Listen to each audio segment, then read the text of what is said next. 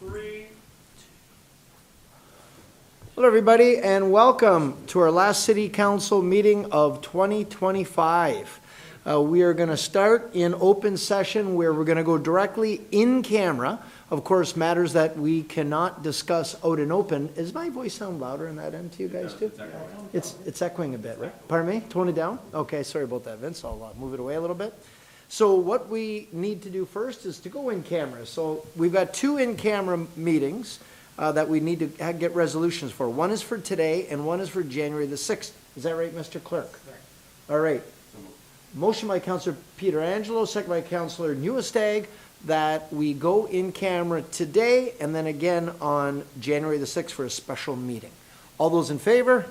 Okay, that's unanimously passed. We'll now go in camera, and folks, when we're done our in-camera session, we will come back and resume out in open council. Thank you.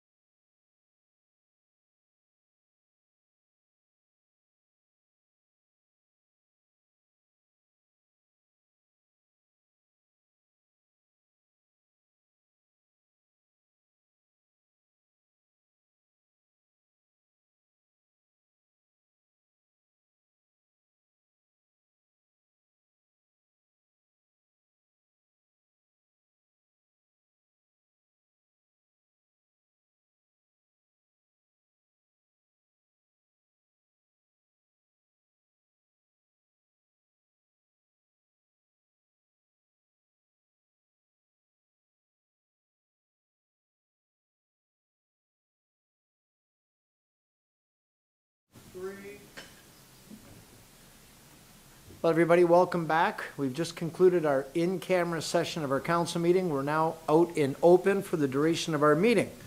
And we will start off, as we always do, traditionally with the singing of our national anthem, O Canada.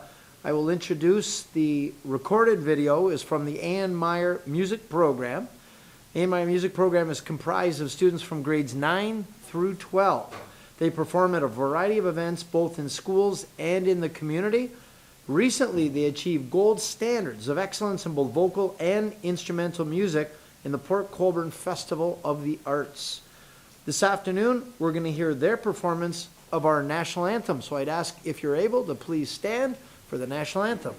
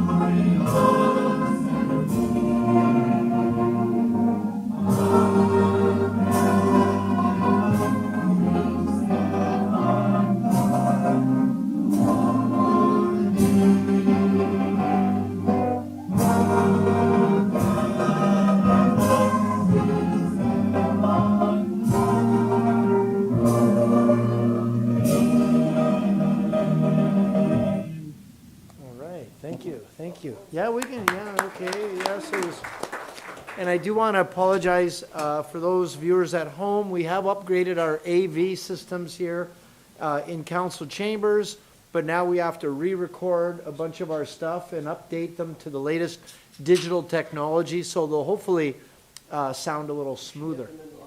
I agree. It'd be nicer to have them in here live, but in the meantime, we'd like to have a couple in the hopper just in case. But that was a little bit, so IT, we're working on that, right? On the upgrades on that? Yeah. So we have to do some re-recordings. I don't think the video did it. No, I know it was choppy. I'm not sure exactly what's going on, but we're working through the upgrades. Next up is the land acknowledgement. With the aim of educating our community, I'm inviting Elder Jackie Labonte, traditional knowledge keeper and local member of the Haudenosaunee, to join us once again to share her testimony as we acknowledge and thank the Indigenous peoples who are stewards of this land for a millennia before us. Thank you. I just want to add a little bit more to the land acknowledgement that has been acknowledged here, especially in this city of Niagara Falls, in moving forward to build those relationships with our Indigenous population here. And I think one of the strong elements that is recognized is the dish with one spoon. And that encompasses kind of like a treaty or an agreement between nations even to utilize space, a common space, so that you're not going to deplete what's there, that we're able to all come together and utilize what we need to for our well-being and to still have some resources left. And I think one of the things that showed this, for me anyway, in our ceremonies, is that we recognize that the strawberry is the leader amongst all of the plants. And we have a ceremony for the strawberry, but also that strawberry drink is at the other ceremonies. And so for us, we have the benches there for the singers and the drummers, and a drink is prepared, that strawberry drink, and it's brought in and put on the bench. It's just one pail and one dipper. And so anytime that anyone is thirsty, needs a drink to quench their thirst, then they can just come up to that pail and use that dipper and take a drink. And you're just quenching your thirst for that moment.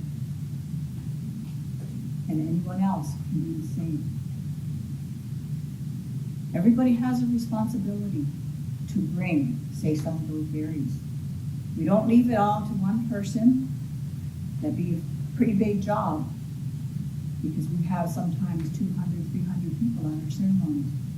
And if it were left to one person, that's a huge job. So our job is to help with that responsibility. Everybody brings some berries to help make that juice so that it can be dispersed to everyone around it. And so we recognize that that dish with one spoon is that concept, and it's here for hundreds and hundreds of years with our people. And so in moving forward, we see that in different aspects within our communities. And so we recognize and honor that this is being embraced, that this is a part of the history, part of the teaching, part of the learning that's happening in our communities. To build that bridge, and I can see that the city of Niagara Falls has helped to build those bridges, changing those lights in the falls to orange, helping our indigenous populations in and around this area. And so we recognize and offer that gratitude that this is happening, it is continuing, and we look for further togetherness with them. Now, Thank you, Jackie. We're grateful for the land that we share. I'd also be grateful if our sound system worked a bit better, but we will get there eventually. Moving on, we are now at the adoption of the minutes from two council meetings, November 18th and November 25th. Motion by Councillor Pietrangelo, second by Councillor Baldinelli. All those in favor? Okay, and that's unanimous. Thank you for that. Are there any disclosures of a pecuniary interest? Councillor Kerrio. Thank you, Your Worship. I excuse myself from the in-camera meeting for item number 4.3, property matter, CS 2025-33. I have an interest in the property. Okay, thank you, Councillor Kerrio. He'll put that in writing and submit did that that. to the... Oh, he already did, to the clerk? That's great. Any other disclosures? Okay, seeing none, we'll move to Councillor Kerrio's favorite part of the meeting, which is the mayor's announcements. So fast. Yeah, I know. First off, birthdays. Coming up on Boxing Day, Friday, December 26th, Councillor Lococo. So we wish you happy birthday in advance, Councillor Lococo. Yes, hey. Events and announcements. So we just had a tree planting in honor of City Councillor Wayne Campbell out front of the Wayne Campbell building. Thank you to all who came and joined us. It was, and I do want to acknowledge, Councillor Strange and Pietrangelo were at the Coldest Night of the Year event at Table Rock.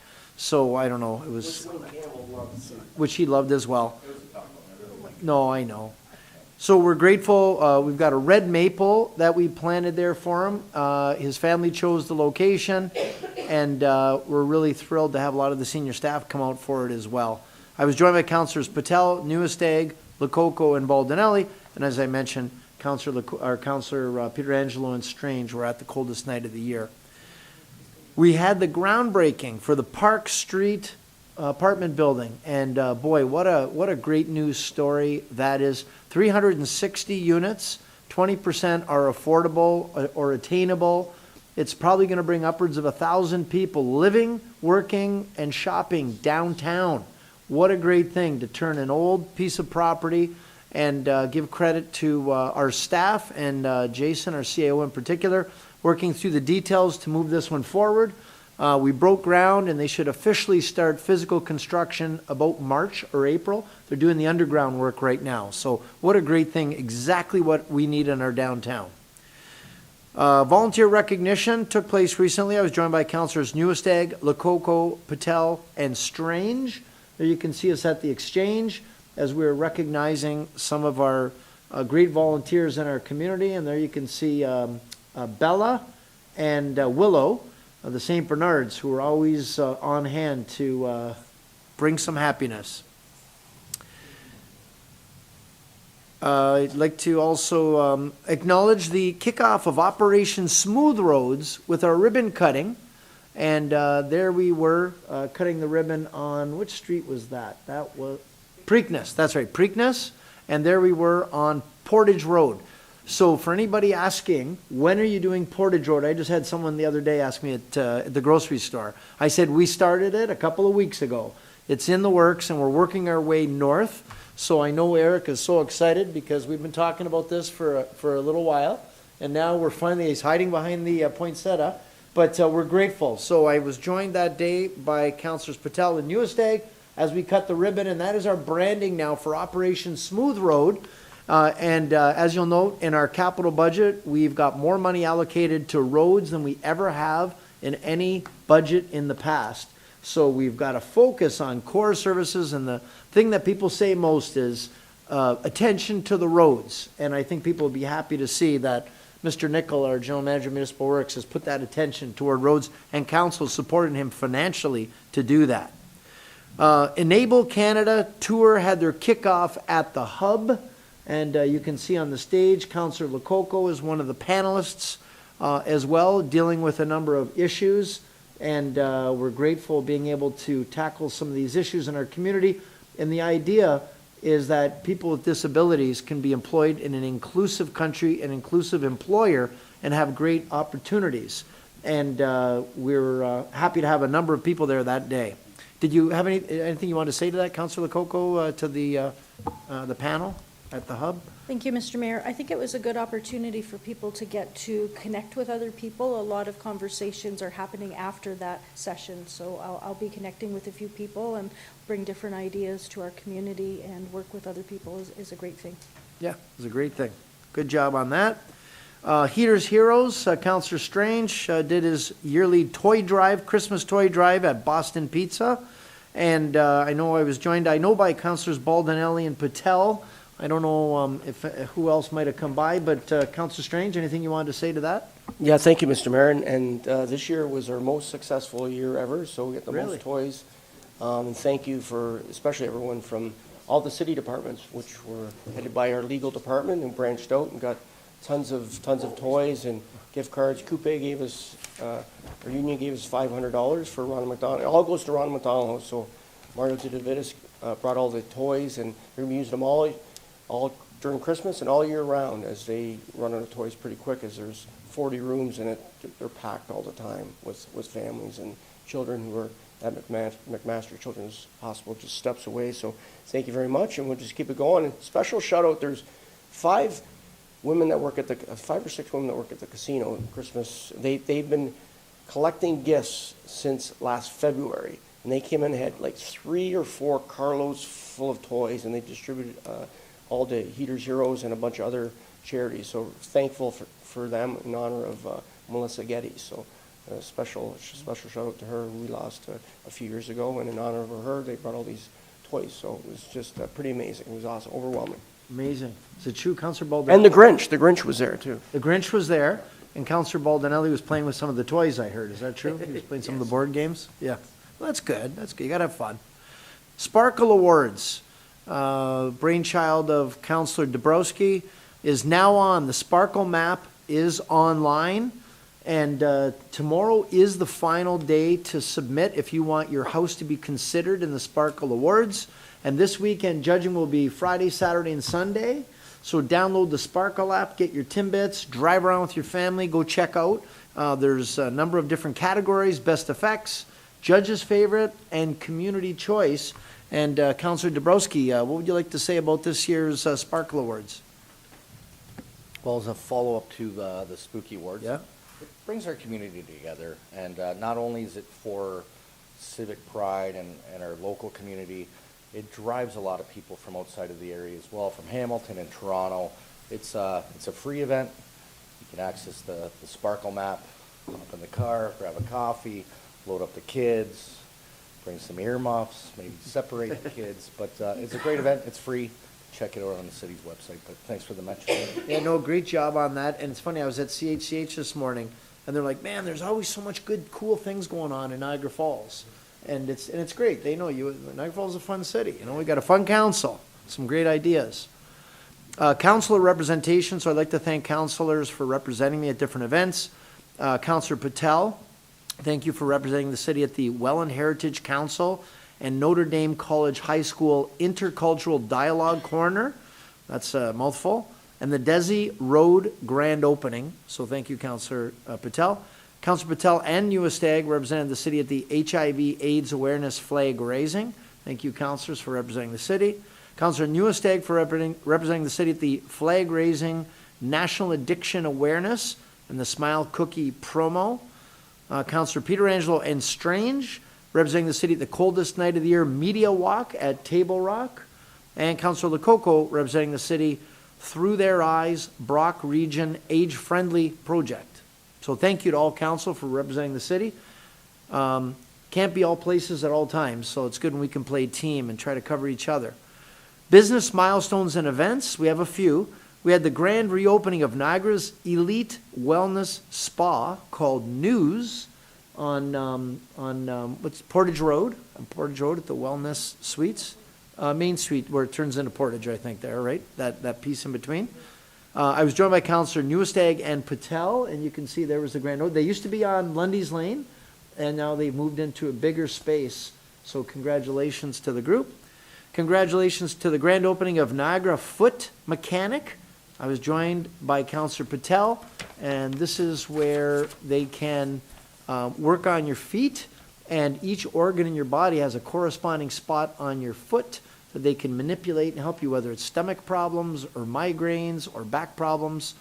Kind of an interesting reflexology approach to your health. And we had some flag raisings. We had the flag raising to end gender-based violence. I was joined by Councillor Lococo for that one. We had the Romanian National Day. I was joined by Councillors Pietrangelo and Patel. And we just had Christian Heritage Month flag raising.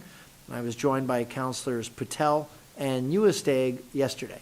So you can see one day was clear, one day it was raining, one day it was snowing. So we hit all the 4 seasons exactly.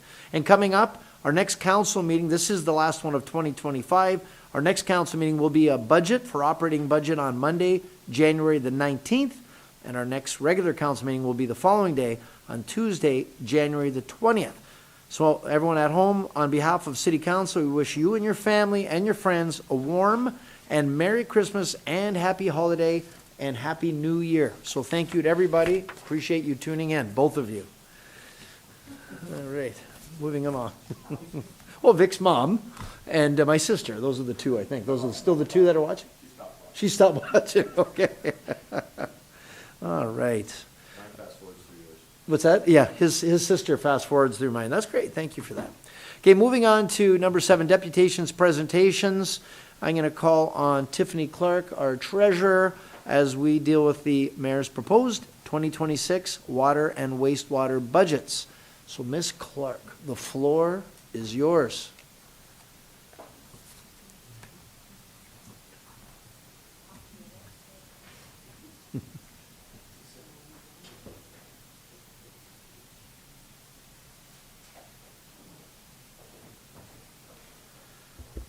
Thank you. Okay, through the mayor, this is the mayor's budget. So we're going to talk about the 2026 water wastewater budget.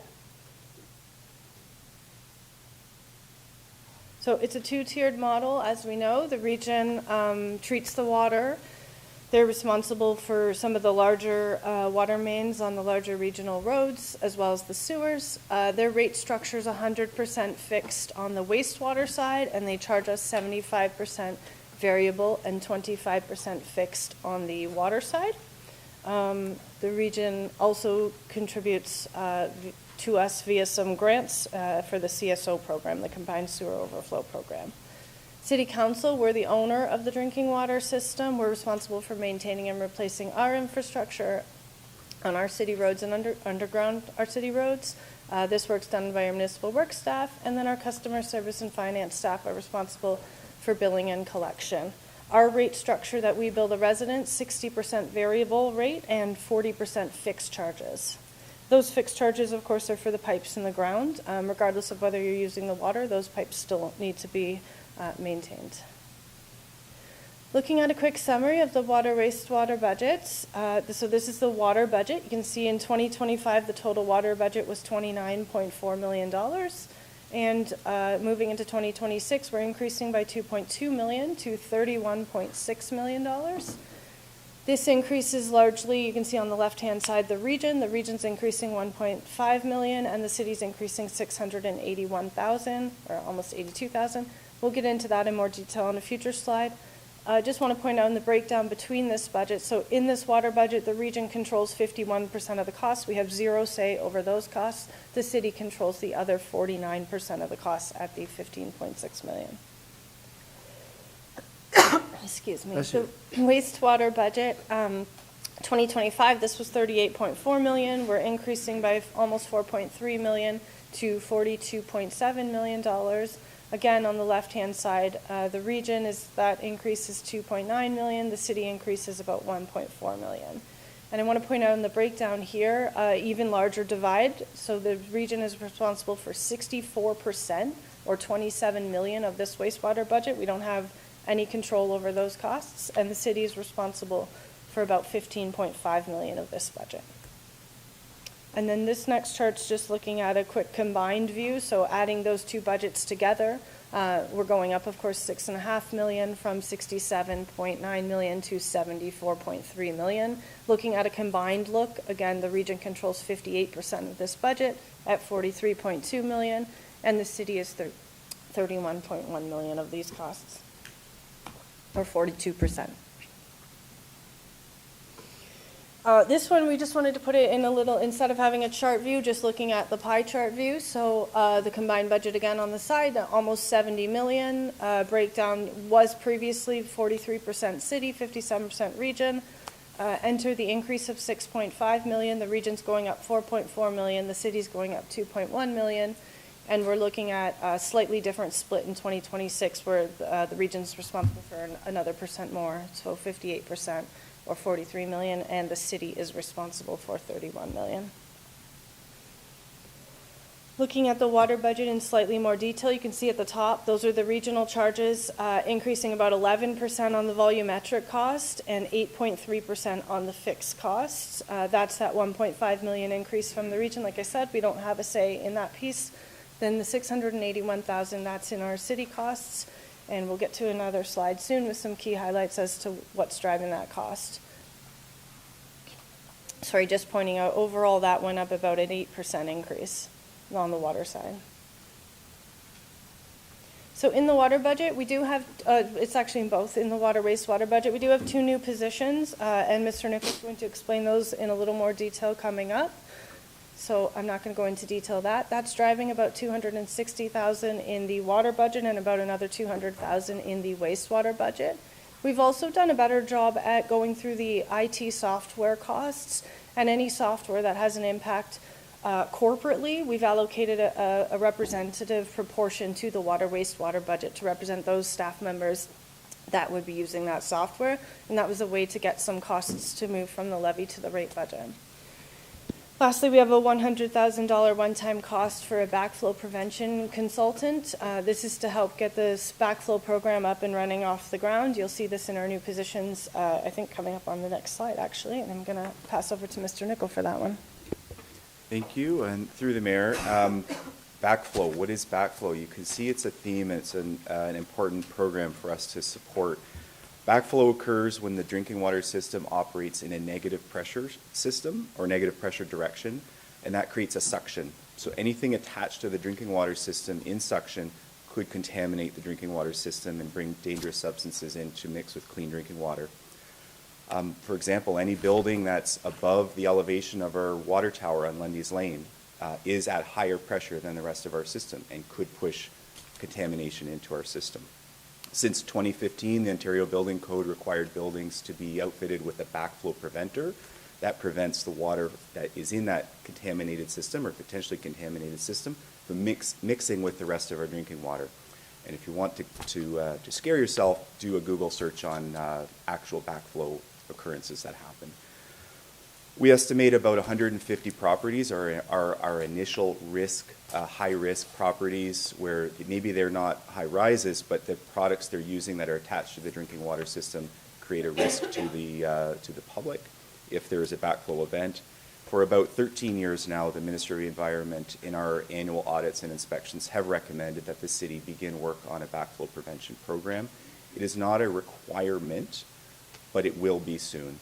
And so we'd like to get ahead of it so that our program is one, protecting our citizens, and two, is municipally compliant with the Ministry of Environment, Conservation and Parks. At present, we don't have a program. We don't have a manager for this program, and it can't reside on the corner of someone's desk. So the new supervisor will be an important part of developing a program.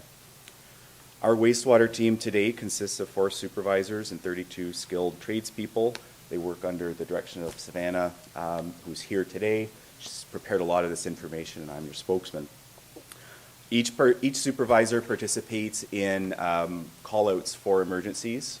For example, your water main break notices, which seem to happen a couple times a week.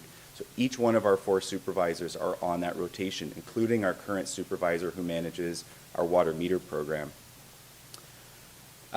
We have about 33,000 water meters in the city, and that generates about 2,500 work orders per year. So one supervisor today that is covering on a rotation for water main breaks, for sewer calls, as well as 2,500 water meter calls is not sufficient, simply not enough resources. What that has resulted in is other programs such as our leak detection program, our valve exercising program, our hydrant painting program have been limited in their functionality due to that limit of resources. So the request is to dedicate a resource in a supervisory capacity to have our water meter technician report directly to a plumber. That same person would be in a position to develop the backflow prevention program and manage the water meter resources.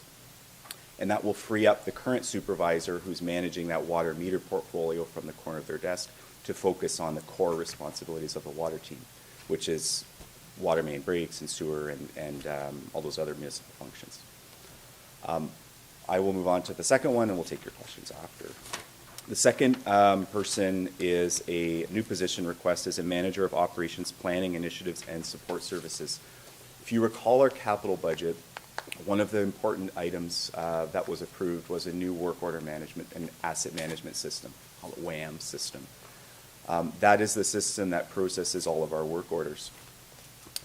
This request is a position that will be key to implementing that new software, so it's funded by the capital budget for those first 2 years. But after those first 2 years, we can't lose that momentum. We need, in my opinion, we need to continue leveraging this new tool to provide us benefits to the public. So this is a full-time position that will be spending the first 2 years on that project. Right now, our operations department is managed by a team of 3 distinct section managers: water, wastewater, and storm, Savannah; parks, forestry, and streets, it's just Charlie; and fleet, Ken Williams. This new position was a recommendation of the consultant who performed our service delivery review in 2025, and I would consider this position like a conductor of an orchestra. Our section managers are the musicians. They're experts in playing their music, their instrument, they're following the music. But no one is orchestrating that and making sure that they're adapting and playing louder, speeding up, slowing down. And sometimes they're singing from the wrong song sheet. I had a football analogy, Mr. Mayor, but no food analogy? No, football and music. That's today's analogy. So this position is essential, in my opinion, to support those other managers, to make sure they have the tools to continue to do their subject matter work in their fullest capacity. I believe we've collected terabytes of data over the past few years in our current work order software that we're not leveraging. So we have a lot of information. We have a lot of customer data. We have a lot of field information. There needs to be some energy and resources behind that to develop new programs to use that information. And our infrastructure gap is not getting narrower at this moment in time, meaning that the need to continue to prioritize operations and to spend our resources in an optimized fashion is more important now than ever. This position will also lead our technology and innovation. You may be aware we're demoing a AI pothole detection software. That's a camera-mounted software that detects potholes and automatically updates our work order management system so our supervisor doesn't have to stop at every pothole. We've also moved forward with turn-by-turn plow routing and GPS route optimization. Those are a few things that we've started to launch. We just don't have the resources to manage their full implementation and to launch them and to deliver them into those 3 program areas that we're resourced with today. So again, this is a position that for years 1 and 2 would be resourced from the capital budget to make sure we build this work order management system. But what I would hate to see happen is to lose that resource through the lack of funding because it's only funded from capital today for years 3 and on. So the request is to have a full-time position in this program that would continue to with program sustainment after the new work order system is in place. Thank you.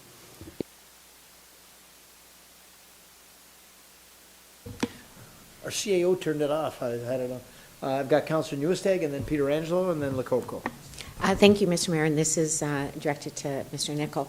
So this backflow issue, you mentioned there were 1,500 homes that have potential risk.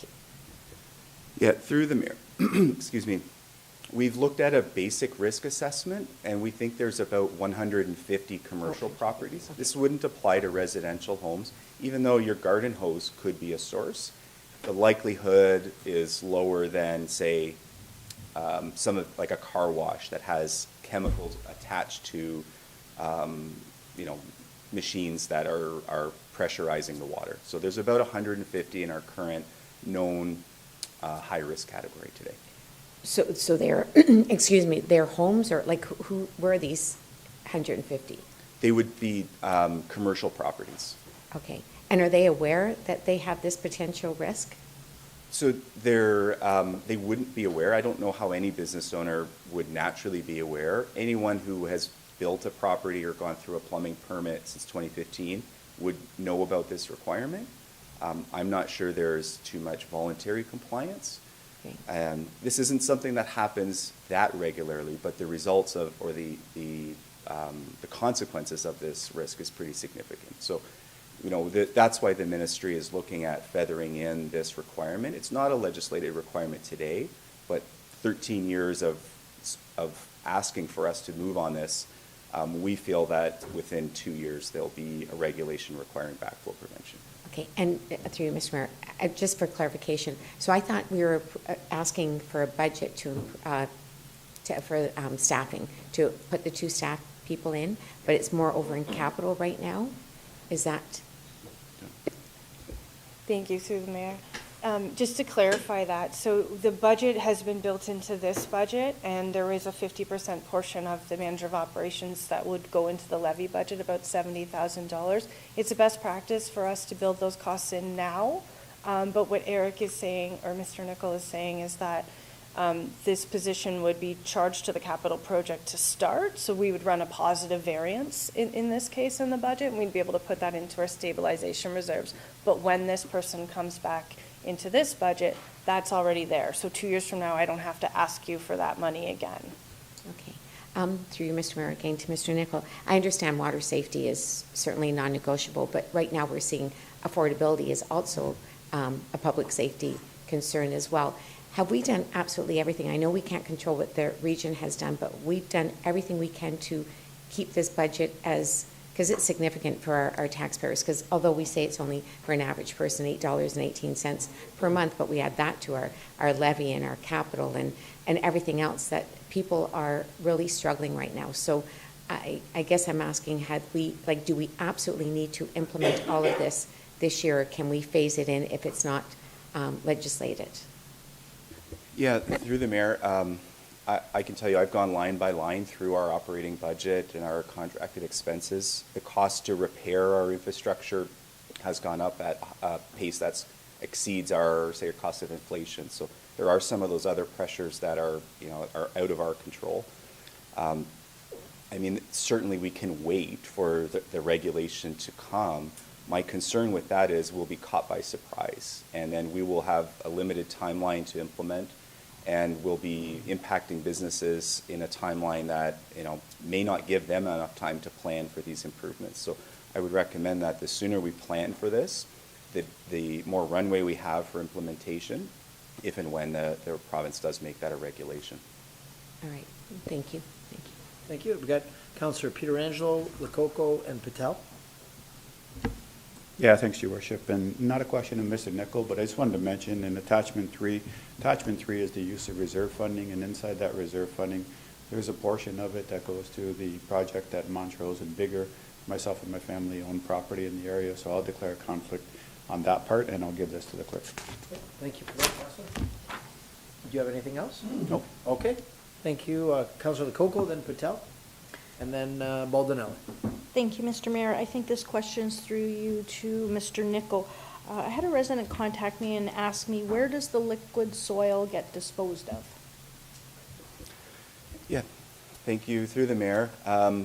One, we try not to generate very much liquid soil. Liquid soil is generated when we use our hydrovac excavating machine. So that we use as a high pressure one to liquefy the soil, and we vacuum it out. We try to use our equipment, we have one of those pieces of equipment, we try to use it to flush our sewers, and that would get disposed of at the wastewater treatment plant. Presently, our process for liquid soil disposal involves dumping it in beside our spoils pile on 3200 Stanley Avenue at our yard, across the street, sorry. And we allow it to dry, and we allow the liquids to leach into the storm system that's present at that site today. So again, it's another area that the ministry is coming to us on. There are no good liquid soil disposal sites because of the process and time it takes to dry the soils, deal with the leachate, and they're not always contaminated. They could just be regular soils, but you have to undergo that type of testing. So that cost and for containment is going up significantly for us. Thank you. My other comment question goes with the 2 new hires. You said that we have AI camera equipment which detects potholes and turn-by-turn plow, and there was a third one, I missed it, that we don't have the resources to manage that. So does that mean we have implemented things but we don't have people to manage it, and now within this budget we're saying that we need 2 new positions? I'm really leery about hiring new people at this point. As Councillor Nieuwesteeg said, there's a lot of people struggling, and I really think we need to put a cap on hiring. Can you comment on the programs that we had that were not being utilized to their maximum, and why we would need these positions? Yeah, thank you. Through the mayor, I just want to remind council there is more of our presentation to go, so we have more opportunity for questions. We have a lot of great ideas in our roles. So the manager of water may have a great idea that we want to do this thing to, reduce our leak, city leaks. We want to find them sooner. There's things you can do to put devices on hydrants, for example, that listen to hydrants. That initiative takes energy, takes time. It also takes a team of people to be implementing and to work on the back end of that type of program. The AI pothole detection is a great one, whereas our road patroller has a device. The system comes into our work order system that information services supports for us. So in order to build an integration between our work order system and this new pothole detection system, we're relying on the information systems department with Mr. Arlington and Mr. Etherington to help build that. And we have really little control and little resources in our own team to try to make changes to that, and they have their own share of limited resources. So what I'm envisioning in this position is someone who controls a little bit of those parts of every other department and can support it to make sure that fleet is aware that there's a device going into their vehicles, and that the streets department are aware that they need to use this tool for this purpose, and that when the road patroller goes and finds these potholes, they can go into a system that can notify the person out there in the field that, hey, there's this pothole that needs to be filled in this location. So I guess where I would go with this is each one of our managers are great at keeping the lights on in their areas, but they're not resourced today to have any depth to do any additional innovation. And so I believe having someone with a core focus on innovation, on technology, using technology and those tools can only help the city to try to land some of those pilots that we've launched, and they're kind of flying out there, but we're not great at landing. We could, without these positions, it will be very difficult for me to free up the time that we need for our resources to tackle some of these new pilots. Okay, thank you very much. I've got Councillor Patel and Baldinelli. Through you, Mr. Mayor, to Mr. Nichol. You said there is buildings that were built after 2015, there's a backflow preventer. Could you please explain what that is? Yeah, thank you. And through the mayor, a backflow preventer is a plumbing component that operates with a check valve of sorts. So when the water flows in the opposite direction that it is supposed to flow, it closes a valve, and to protect our system. So since 2015, the building code requires certain types of buildings to have in the plumbing code these types of devices installed and to be inspected and maintained annually. To that point, through you, Mr. Mayor, so can't we not just have those 150 properties to install those backflow preventers? Wouldn't that be more proactive? Yeah, through the mayor, I might turn to Ms. Wells-Bisson here for a bit of an update on what that would look like. I believe, in my opinion, there's a lot of program development still required. We need a bylaw. We need to have a program to certify and maintain and inspect these on an annual basis, but I'll ask her to explain some of those challenges. Ms. Wells. Through the mayor, to the councillor, Eric touched on it perfectly, or Mr. Nichol touched on it perfectly. We can't just wake up and tell them to install it. We need a bylaw to support it, internal policies. We also need that body to review the plumbing configuration of that property, preferably a plumber, to know what they're looking at to make the proper recommendation. We currently don't have that in-house. Thank you. Thank you. Councillor Baldinelli. Thank you, through you, Mayor. Number one, I was just interested in the 2,500 meter calls that you get per year because of breakdown or whatever they are. 2,500 meter breaks is a large number. So with continuous improvement, how do you knock that down to 100? That's number one. And number two, in the wastewater and current amount of the budget, what parts of the system the city takes care of would account for the current $1 million budget? It's treated by the region, and we have our piping, but I'm not sure where the millions of dollars comes and how that is taken care of by the city and where that increase would come year after year. Thank you. Yeah, thank you. Through the mayor, the first part of the question on the meter work orders, I'll turn it to Ms. Wells-Bisson. Through the mayor again, for those 2,500 meter calls, we're seeing to become proactive to lower that number. I hate to say it, we need a dedicated resource. We need someone to be proactive and look at those. We can look at tampering, trends in our Neptune 360 software to identify them prior, so they're not being flagged from our finance team for us to go out afterwards. With growth, we would anticipate some extra work orders as well. It's inevitable with some extra meters in the system, but it's going to take that proactive approach to mitigate some extra records in there. And through the mayor, I'll continue with that in this follow-up on the wastewater question.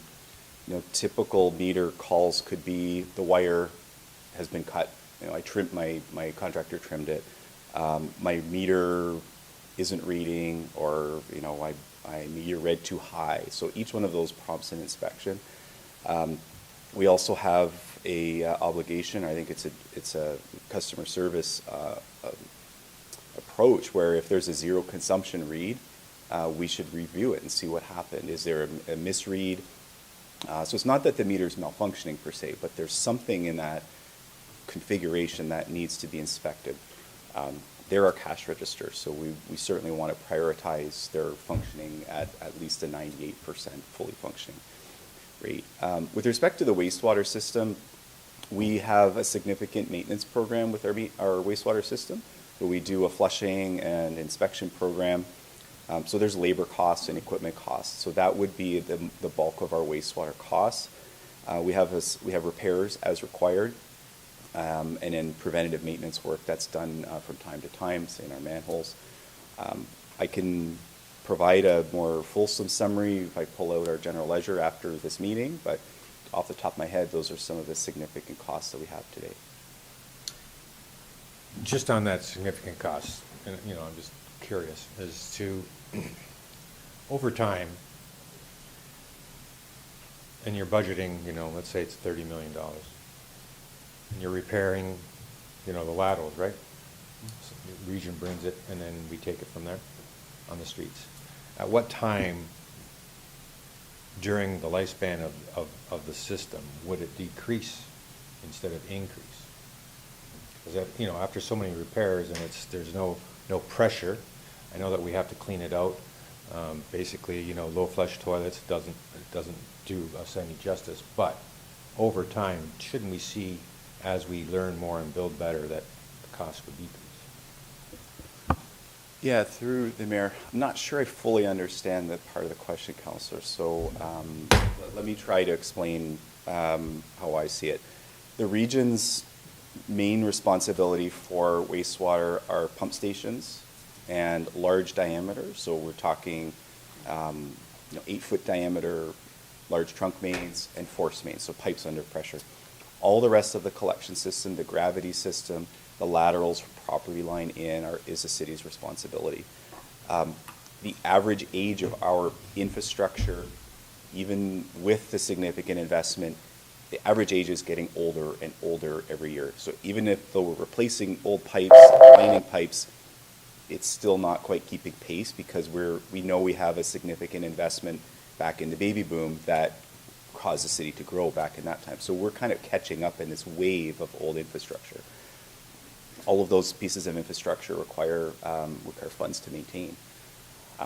Again, I can provide a more detailed summary, but I believe it's going to take a combination of more proactive works and some innovation like sewer lining, where we spend a third of the cost instead of rebuilding it, and good maintenance. Good maintenance makes sure that we're not impacting people and property when a system does fail. Okay, we're going to continue on with the presentation. We'll go back to Ms. Clark. Thank you. Okay, just a little highlight of our rebate programs. I know that's kind of small, but it is in the agenda package, so hopefully you can read it on your screens. We do have our senior water account rebate. This looks a little different this year. Council might remember, and I do have a couple slides on this coming up, we switched over to the deferral program for property owners that's going to start in the new year in 2026.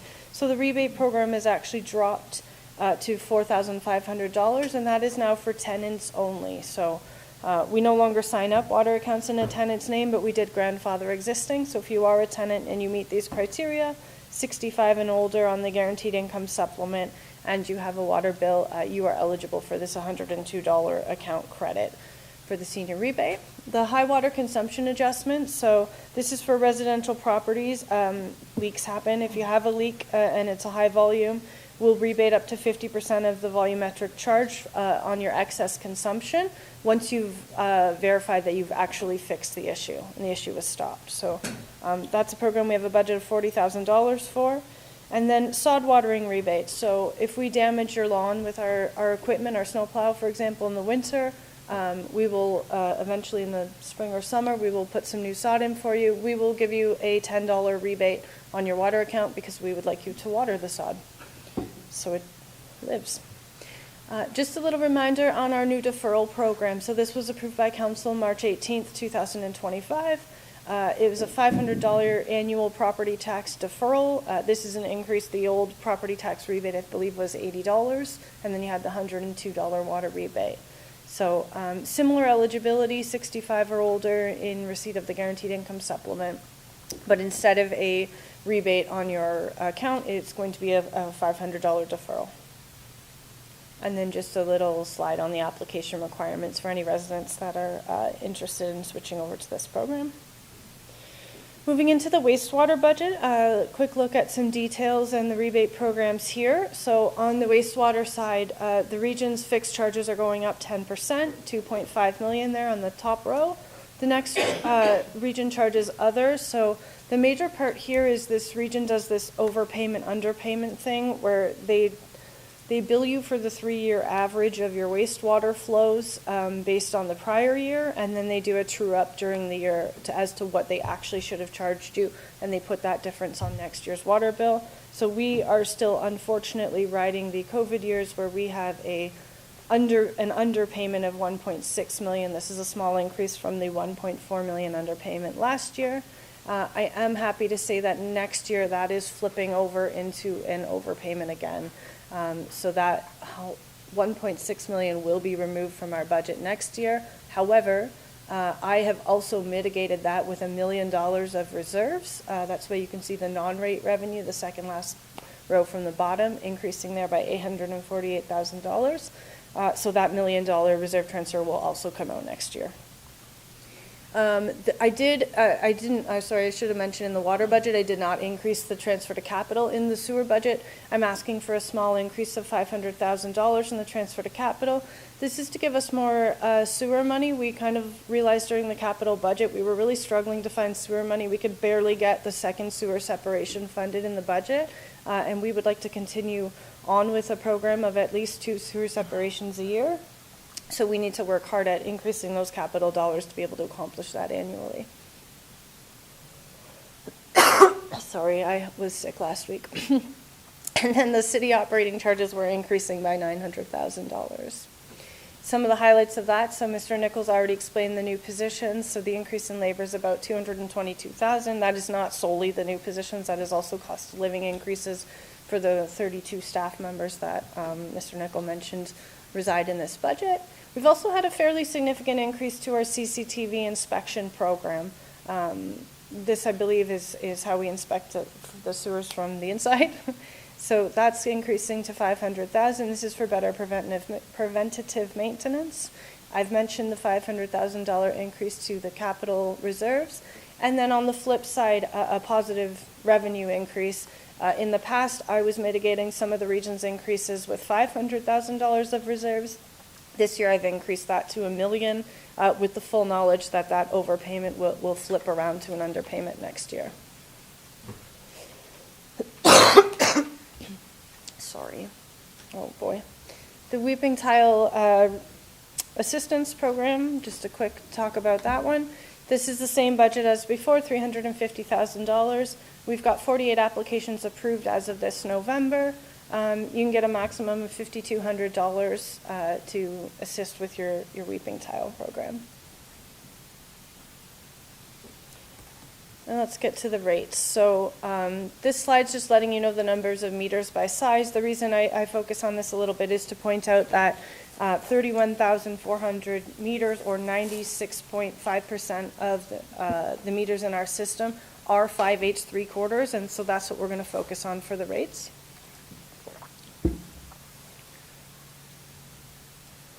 Monthly charges by meter size, so that 5/8 3/4, the monthly fixed charges are going up just under $5 a month there, $4.57, and you can see as the meter sizes increase, of course, the monthly increase goes up.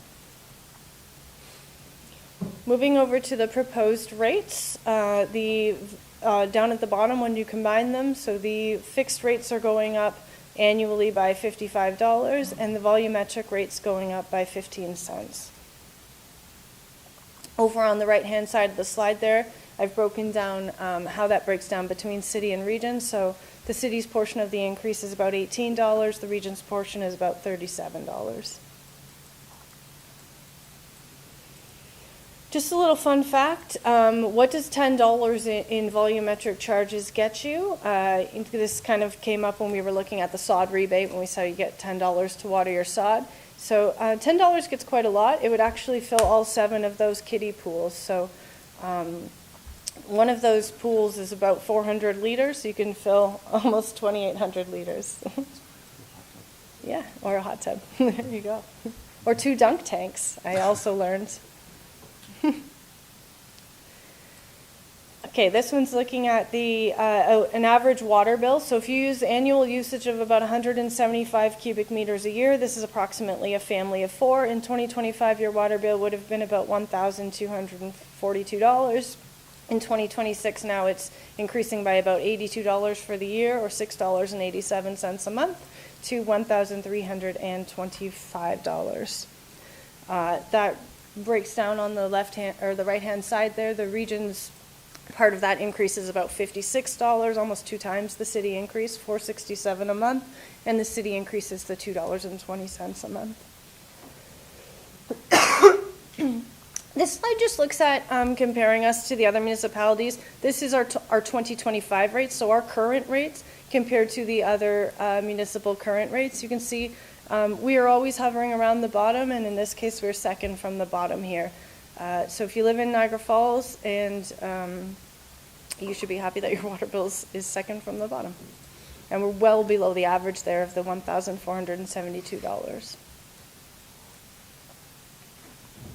And just lastly, just a quick little plug on our dashboard. So this time last year, we had about almost 13,000 accounts signed up, enter a couple Canada Post strikes, and we've really increased that to 16,297 accounts on our dashboard. And that's it. Thank you, Ms. Clark. Microphone, please, ma'am. Questions from our treasurer, Councillor Nieuwesteeg. Thank you, Mr. Mayor. So we are seeing a very significant increase to our taxpayers this year. What about the next 3 to 5 years? What are we expecting? Will this continue to increase at this rate, or what is your how do you anticipate the future for Yeah, through you, Mr. Mayor. I would say the water budget for me, yes, it's been very consistent increases year over year. And everything I've read from the region signals that it will be more of the same. So we've kind of year over year came in around that 6, 7, 8% increase range, and I have every indication to believe the region will continue with the increases. So our residents can expect this year after year? That would be my opinion. I don't know if Mr. Burgess has anything to add, but the region's quite behind on their capital investment in their rate budgets, and that's what's driving most of the consistent increases. Mr. Burgess? Sure, and Mr. Nickel might have some comments. There was a recent article too in the paper, and being a former treasurer at the region, the one thing I understand is water is very expensive. It's heavily regulated, it's heavy infrastructure. It's in inconvenient spots, i.e. under the ground. And the natural geography of Niagara, we have a large hill that goes through it. Now, we have the benefit of some water falling over it that millions of people want to come and see. But for plumbing purposes, we have more pump stations because we have to fight gravity on a lot of items. So it is expensive. What I will say, though, is there has been, this is a bit of a catch-up. Most of the water infrastructure in the region was put in the 60s and 70s. There wasn't adequate investment that was put in where we should have been saving money. We chose not to, and we kicked the can down the road. Now, is this the same? Calgary has the same issue, and you saw what happened last year in Calgary. Toronto has similar issues. It was one of those things. And what I will always remind council is, heavy construction cost averages about a 6% increase a year on average. And when you're averaging taxes or whatever at 3%, you'll never catch up. So that is the challenge. So I will say that someone might look at that and say it's $1,200 on your water bill for the year, and you can say, well, that's jumped up expensive. But it is a very expensive system. And at the end of the day, I always look at it and say, for $1,200, I get clean, tested water in my house on demand at any point in time. And to me, it's a bit of a marvel in engineering. So I do agree that it's going to go up. I would not advise, people to think that this is going to level off to a 3% thing. We have 30 years to make up for it, and we got to make up for it. And we're trying to do it in a gradual manner, in a responsible manner. but that's what it is. And what I hope is technology, like pipelining technology that's come online in the last number of years, it maybe reduces that, but you're looking at significantly more than inflationary cost over the next period of time just to keep the system going. And that is a failure, I think, of not planning, and that's why the province, frankly, has put in asset management planning, because, you know, this should have been saved over time, and we wouldn't be catching up as much as we are today with the rates. Okay, thank you. Thank you for that. Any other questions or comments? Okay, so I've got Councillor Dabrowski and then Patel. Through you. In terms of the dashboard, I know it's growing, which is nice, the more people online. How many accounts are there, and what are we doing to try to encourage more people to go online and access their bills? Ms. Clark? Through you, Mr. Mayor. So we do advertise it at the bottom of our email signatures. The accounts are there, the 16,297. In total, I think we have something around 36,000 water accounts, so it's maybe about half of them there. Yeah. Thank you. Councillor Patel? Through you, Mr. Mayor, to Ms. Clark. Is there any regulatory requirement how much you can charge for water per cubic feet, cubic meter? Is there, or we make up our own prices? How does that go?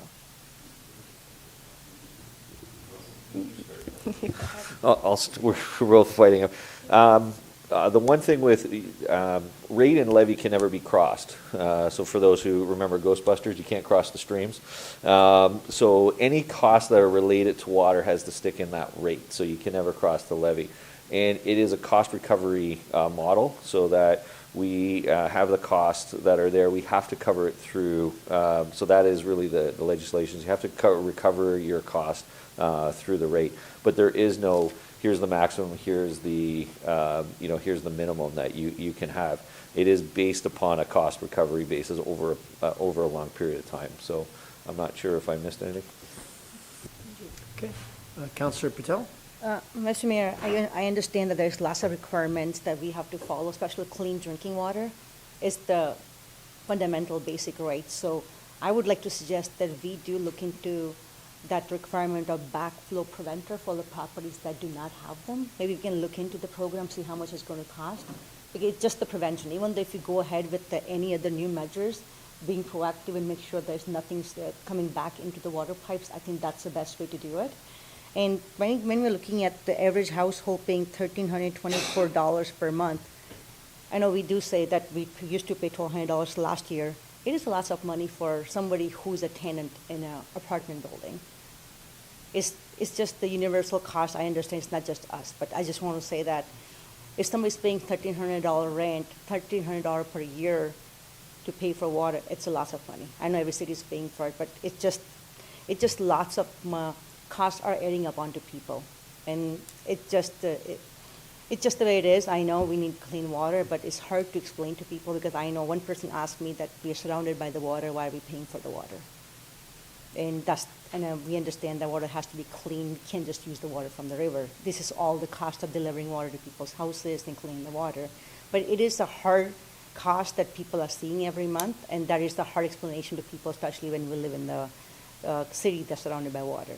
So I think Mr. CEO and Eric Nickel did a great job explaining it, that why we have to pay for the water. But I just wanted to put it out there that it is a lot of money and people are hurting, and $1,300 a year, it's a big chunk of money for somebody who's renting a property. It's a month of rent for them. Councillor Kerrio. Your Worship, it was a great report, great presentation. I'd move 1 through 4. Okay. When you're Motion ready. by Councillor Kerrio, second by Councillor Baldinelli. Is there any discussion to the motion? Okay, then we'll call the vote. All those in favor? Okay, opposed? Okay, with one opposed. All right, so that is approved. Thank you for that. Councillor Pietrangelo, did you want to move something on the agenda? Yeah, typically, Your Worship, we usually do planning at 5:30, I think. Like, is it possible to do some of the other things first? 5. Is it 5? Yeah, advertised at 5. Oh, okay, I see, okay. Okay. Good. All right.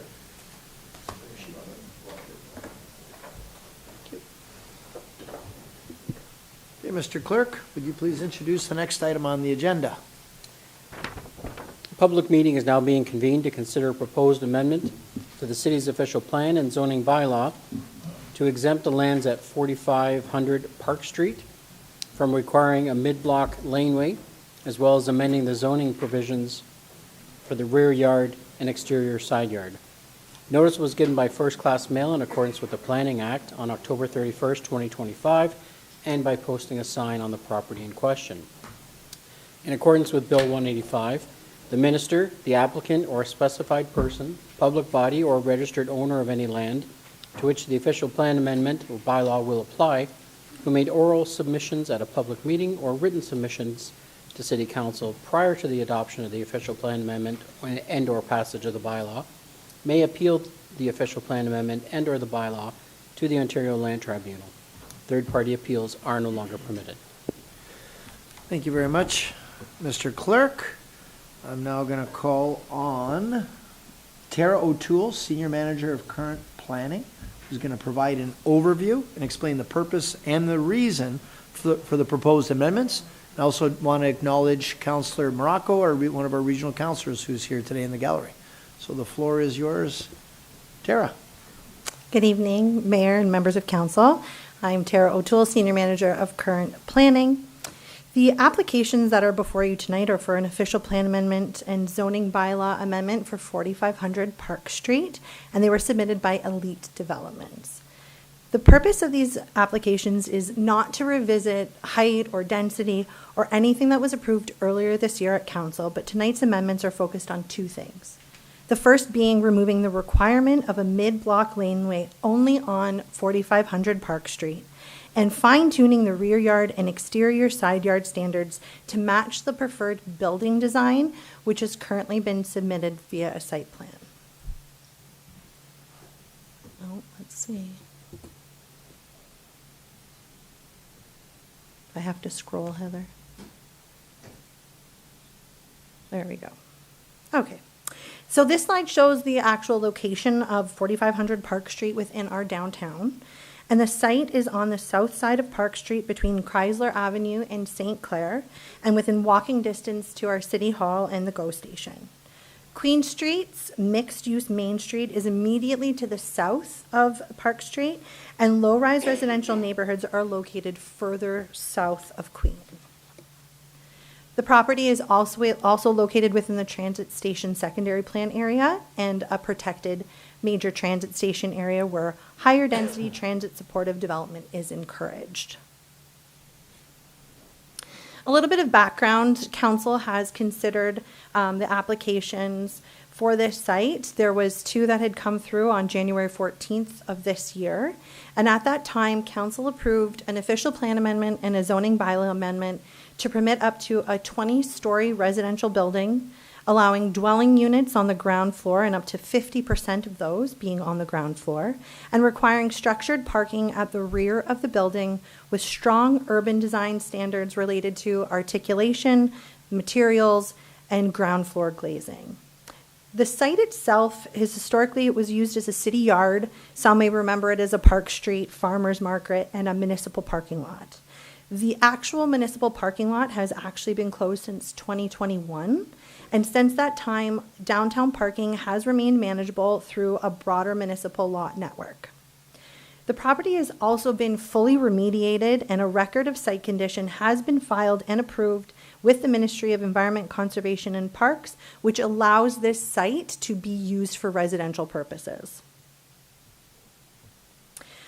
With respect to the proposal, the approved concept has since been refined from January of this year, and the current proposal is for a 10-story mid-rise residential building with step backs and a strong street-oriented design on Park. The building includes a mix of bachelor's 1, 2, and 3 bedroom units with approximately 1,000 square meters of indoor amenity space and about 1,400 square meters of outdoor amenity space, which is being provided on a 4th floor terrace. And most of these units will have private balconies. In terms of parking and access to the site, the property is located within a protected major transit station area, so there is no minimum parking requirement. Even so, this development has considered and will provide for 127 vehicle parking spaces in a 2-level above grade structure, which is going to be about 0.35 spaces per unit, and 136 bicycle parking spaces, with the majority of them being long-term spaces. All of the loading, waste, and servicing areas will be internalized and accessed from the side streets, so Chrysler and St. Clair Avenues. So there will be no driveways on Park Street, and that's going to allow us to just keep Park Street a pedestrian-friendly and very uncluttered streetscape. So with the official plan amendment, as it stands today, Section 3.12.3.1 of the Transit Station Secondary Plan envisions a mid-block laneway between Park Street and Queen Street. The idea was that this lane would handle parking, loading, and servicing with buildings fronting on both Park to the north and Queen to the south. However, what we're proposing tonight is to remove and exempt this requirement only for 4500 Park Street and delete this specific laneway reference in policy as it applies only to this site. Through detailed design, we've confirmed that a continuous mid-block laneway is not really feasible here because the laneway would not be fully contained on 4500 Park Street, so much of it would still continue to run behind the Queen Street properties, which is on private land. And also that there's a grade difference between Park and Queen, which obviously creates operational and accessibility challenges from really having a continuous laneway between both properties. And there's also underground utilities and servicing constraints also in this area. So despite removing the laneway requirement on 4500 Park Street, the intent of the policy is still achieved. What we're doing is still safe circulation. Loading and servicing can be handled from the side streets or the internalized areas, which will keep the conflicts with the pedestrians on Park and Queen and the property owners, causing no disruption, and everything will be to a minimum. So with regards to the site-specific zoning bylaw, what we're doing is just refining the existing Central Business Commercial 4 site-specific zoning that was approved by council in January, and we're just aligning it now with the preferred building design. So the two key changes with this application is with the rear yard depth, which is going to be that Queen Street along the rear yard of Queen Street, that interface. So right now, the current site-specific zone requires a 7-meter rear yard, which would include the width of a right-of-way. The proposal is reducing a portion of that to 1.3 meters. So the reduction is supportable because when we're looking at the rear of the properties on Queen Street, many of them do have deeper yards along the portion of the site where this building will be the closest to the rear yards. So with that, the depths in this area range from approximately 23 meters to 18 meters at the shortest. And then the other rear yards, which I'm talking specifically of the 4 properties that are coming from Chrysler into the site, have ranges from 5 meters to 16 meters. But in this area, the building's massing has been stepped back and designed specifically to maintain appropriate separation and transition between these properties and what is being proposed. The other site-specific provision is looking at the exterior side yard along Chrysler. This is currently, there's no maximum exterior side yard provision. So what the applicant had suggested and what we are moving forward with is proposing a maximum exterior side yard of 20.7 meters from Chrysler to the level 3 outdoor amenity area. This is going to recognize the location of the structured parking and loading areas along Chrysler and still going to allow that public realm landscaping and amenity area to function as it was intended. And overall, staff believe that these changes are reasonable and they're driven by the finalized design, the building layout, and it is not going to be increasing anything that was already approved in January. A public information open house was held on November 19th, and we had 4 members of the public attended. As our clerk stated, proper notice was provided, and it did meet the Planning Act requirements that clearly explained the purpose and effect of this official plan amendment and zoning bylaw amendment. At the open house, 3 main themes were heard: parking supply, access to the rear of Queen Street properties, and the general compatibility of the proposal, including shadowing. The number one was the concerns about replacing the former municipal parking lot. Residents had raised that the loss of the Park Street Market municipal lot would be an issue. But as I had mentioned earlier, the lot has been closed since 2021, and parking has in the downtown remained manageable through the existing municipal lot network that we have in our downtown core.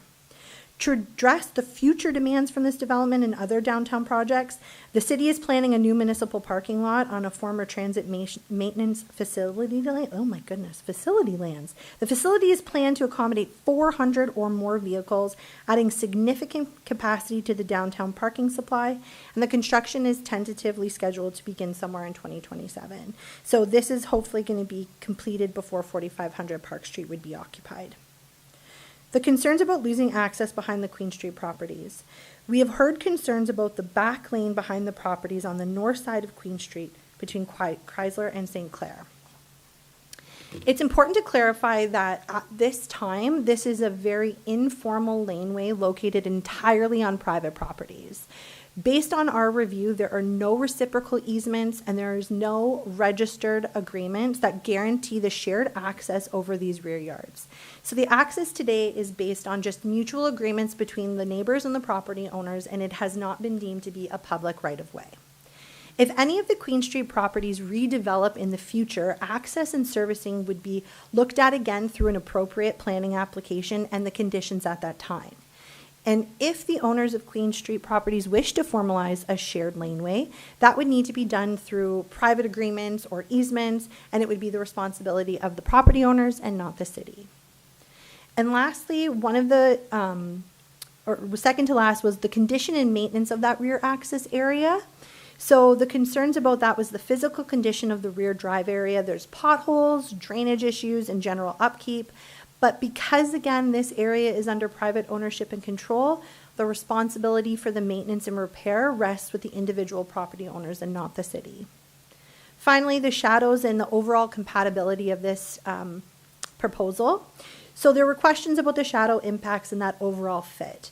A sun and shadow study has been prepared and it was reviewed against the city's terms of reference, and the study confirmed that the building meets city standards and any additional shadows are limited in both duration and extent and do not create unacceptable impacts on the streets, open spaces, or the neighboring properties.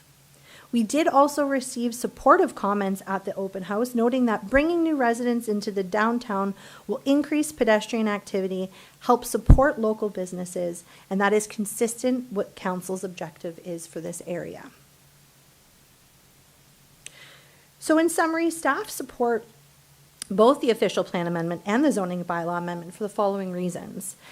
The official plan amendment recognizes this mid-block laneway is not practical on this site specifically due to the grade, servicing constraints, and the fact that most of the lane would have to be located on other people's lands. It confirms that access, loading, and servicing can instead be handled completely from Chrysler and St. Clair and from internalized areas. It also maintains access for Queen Street properties and remains consistent with the overall intent of the transit secondary plan, which is to create a walkable, transit-supportive downtown with active streets and minimized conflicts between vehicles and pedestrians. With respect to the zoning bylaw amendment, it makes targeted rear yard and exterior yard adjustments so that the zoning matches the approved building design.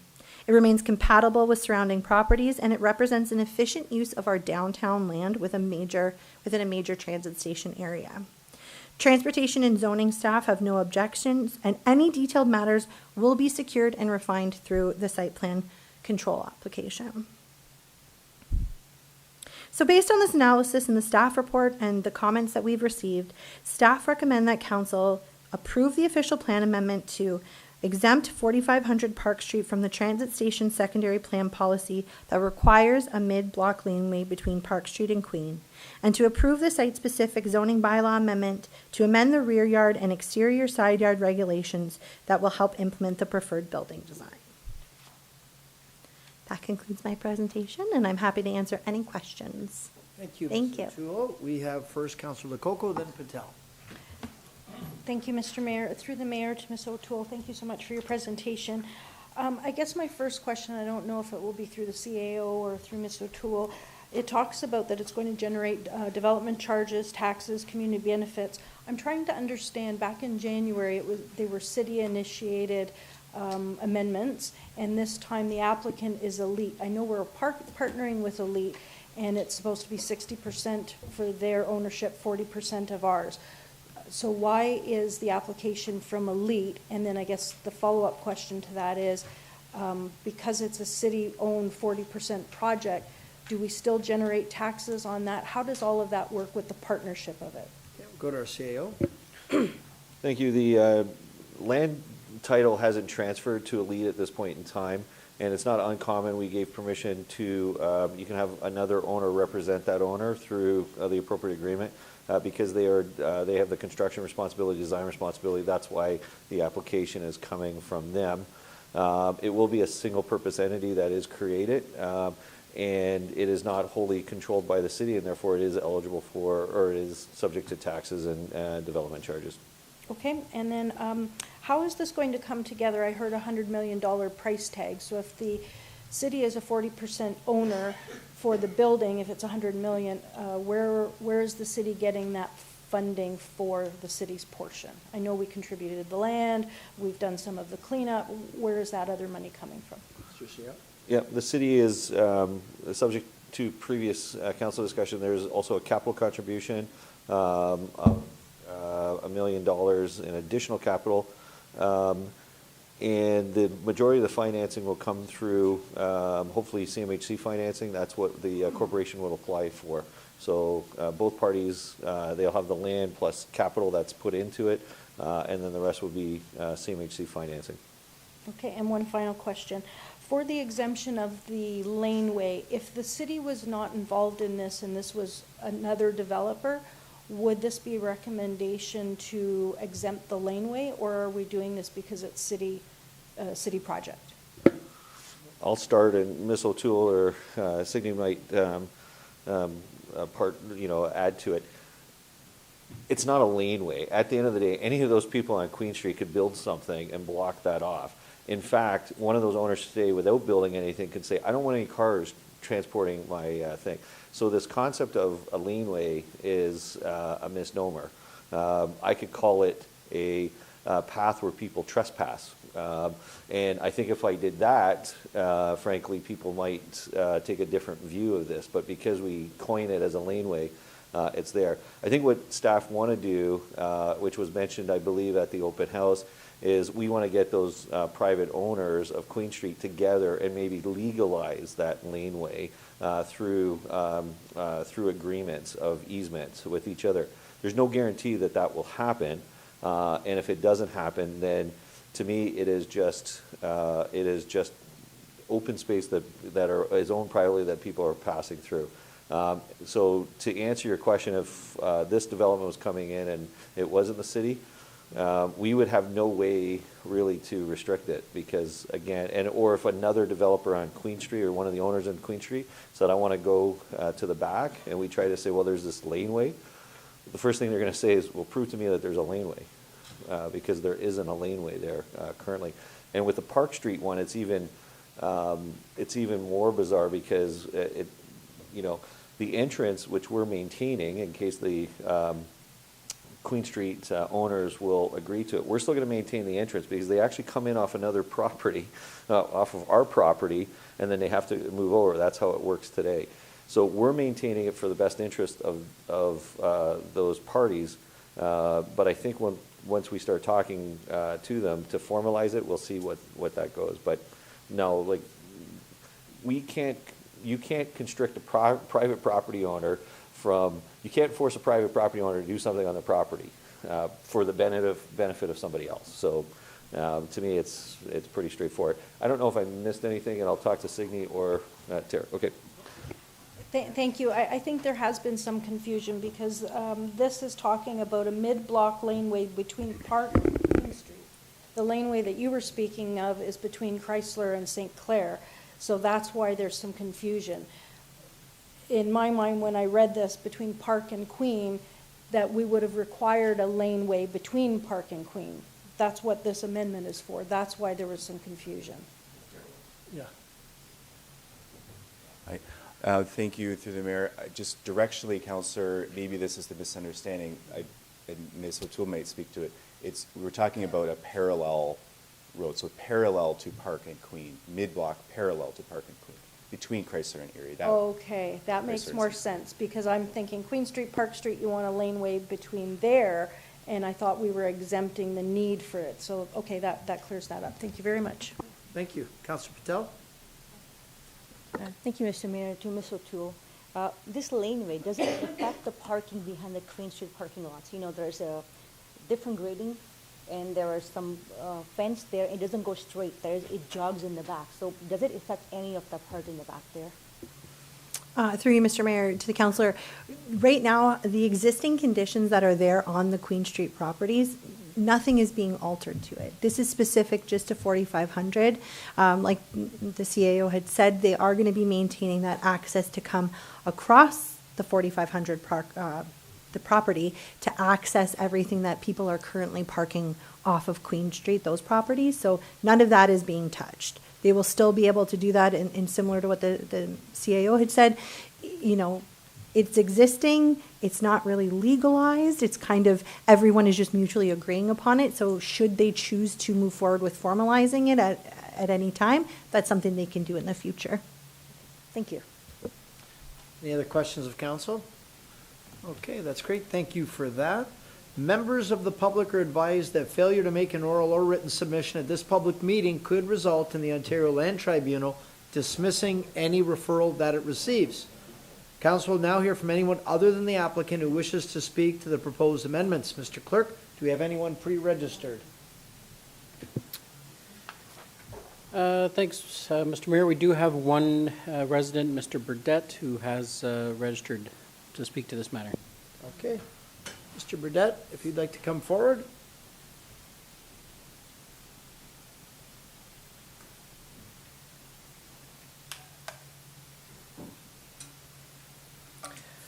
My name is Jody Burdett. I reside at 4480 Bridge Street.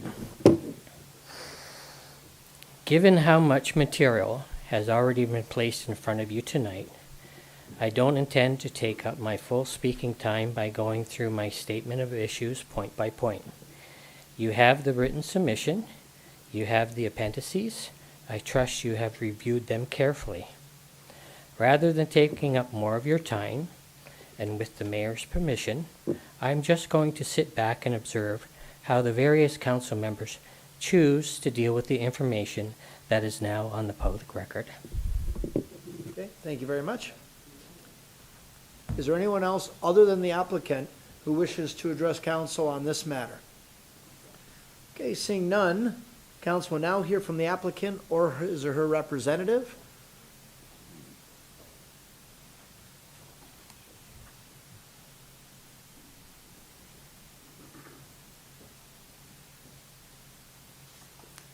Good evening, Mayor and members of council. My name is Rochelle Larocque. I am a partner and registered professional planner with the Biggar Group. I am representing Elite Developments tonight.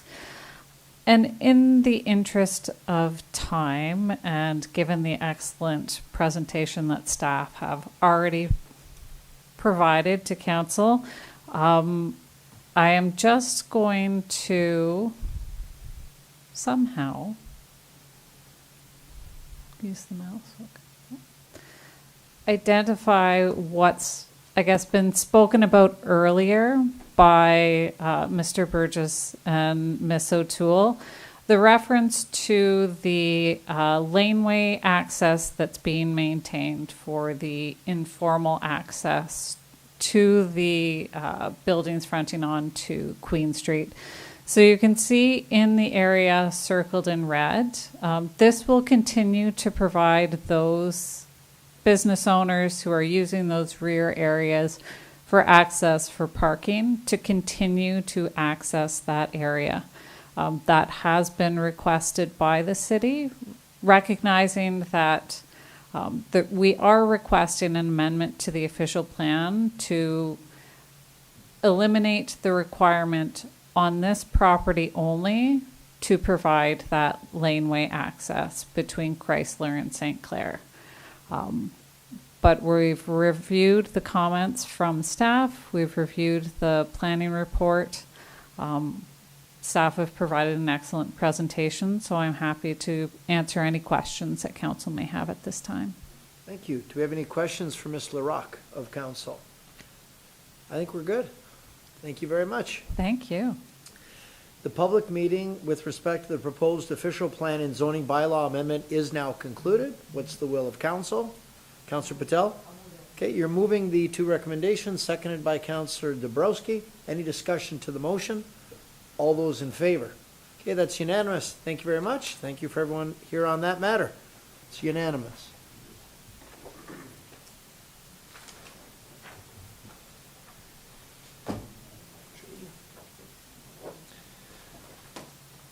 Okay, now I will reach out to our clerk to please introduce the next item on the agenda.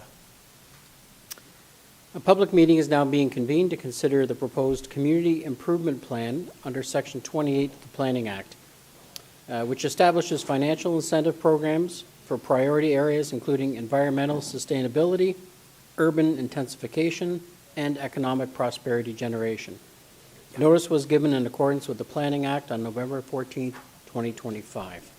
In accordance with Bill 185, the minister, the applicant, or a specified person, public body, or registered owner of any land to which the community improvement plan may apply, who made oral submissions at a public meeting or written submissions to City Council prior to the adoption and/or passage of the bylaw, may appeal the community improvement plan to the Ontario Land Tribunal. Third-party appeals are no longer permitted. Thank you very much, Mr. Clerk. So I now am going to call on Danielle Foley, Senior Planner, Long Range Planning Initiatives, and Shannon McKee, Associate Principal Planner from Landwise, and they're going to give us a presentation and explain the purpose and the reason for the proposed CIP. So welcome. There we go. Okay. Oh, good. Good evening. My name is Shannon Mackay. I am an associate and principal planner with Landwise and a registered professional planner. Together, working with TWC Consulting and Cuming and Company, I am pleased to be presenting the Niagara Falls Community Improvement Plan this evening at this evening's statutory public meeting.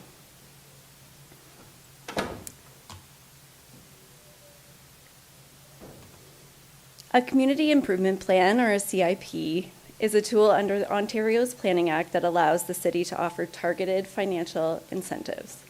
These programs are designed to generate a community benefit and address areas of the city that the city has prioritized improvements, such as revitalizing vacant and underutilized properties to encourage change, significant change in the community, supporting new housing and infill development, attracting and retaining businesses and well-paying full-time jobs, improving environmental sustainability, and encouraging the redevelopment of brownfield or vacant lots.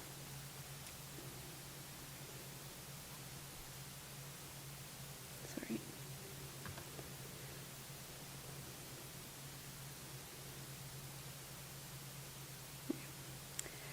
A CIP makes use of a number of different types of incentives, including tax increment grants, one-time grants, loans, fee rebates, and deferral programs. We have combined what we heard through the consultation with some of the best practices for municipalities throughout Ontario and across Canada to develop a set of preferred program options.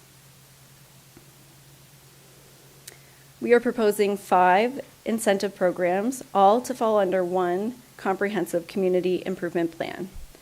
We have chosen to focus on tax increment grants and one-time payment grants because they give us the most effective way to invest public dollars and generate real community benefits. This approach simplifies the incentive programs, the administrative process, and the approval process, which is in direct response to the feedback we have heard through the discussions with previous CIP applicants. A simple grant, or a one-time payment grant, is an incentive that is issued one time to an applicant. These incentives will form part of the annual budget and will be monitored through regular intake periods. By comparison, a tax increment grant works more like a temporary tax rebate.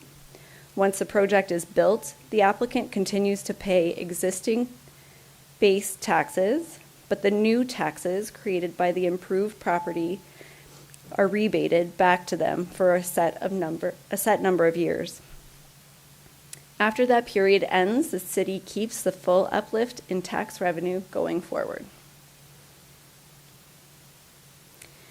Each of the proposed incentives are supported by a detailed program document that provides a fulsome description, criteria, financial details, application, approval process, and administrative requirements. We will start with the Brownfield Tax Increment Grant, which is intended to help cover the costs of environmental remediation on brownfield sites, offsetting the costs of cleanup to help make a project more viable, bringing potentially vacant or derelict lands back into productive use, and creating a benefit to the owner through increased property value and to the city through increased property taxes. The program works by offering an annual grant for 100% of the municipal tax increment for 5 years after development.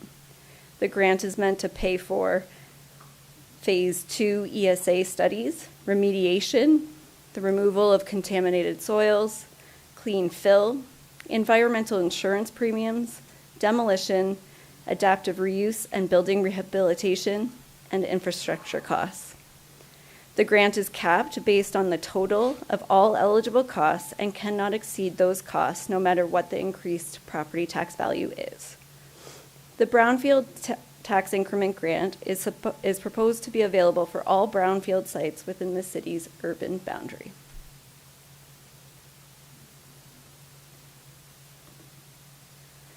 Next, we're looking at the Brownfield Environmental Study Grant. The purpose of this grant is to make more information available regarding the type of contamination and potential remediation costs of brownfield sites. This program would be a one-time grant that offers 50% of the cost of the eligible studies to a maximum of $20,000 per study and a maximum of 2 studies per site. Again, the eligible costs cover Phase 2 ESA and designated substance surveys to confirm and describe contamination on site, remediation and risk management plans to clean up, treat, or manage contamination on site in order to develop. A Phase 1 study is required to apply for this grant to demonstrate that there is potential contamination on a property. The Phase 1 study is not covered by the eligible cost of the grant. The studies range in cost depending on the level of contamination. The proposed incentive, $20,000 per study, is representative of an average cost based on discussions with environmental consultants in the area. Similar to the tax increment grant, this incentive applies to the whole urban area.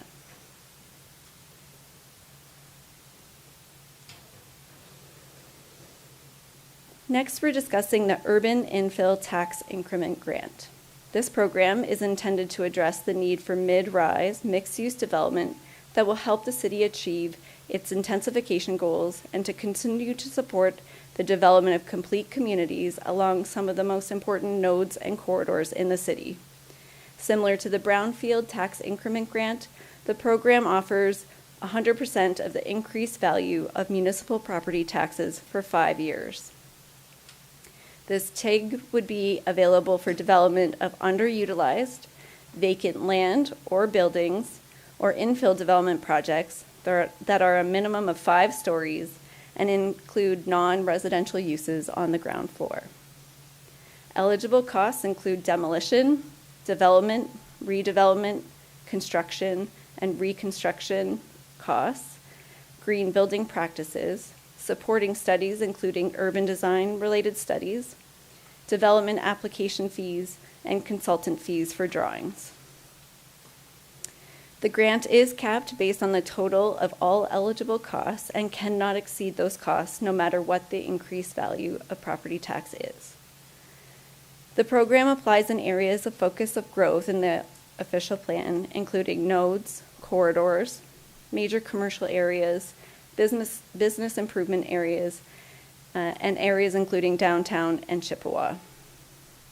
As the new official plan is being developed, the CIP programs will be updated to align with the appropriately designated areas as necessary.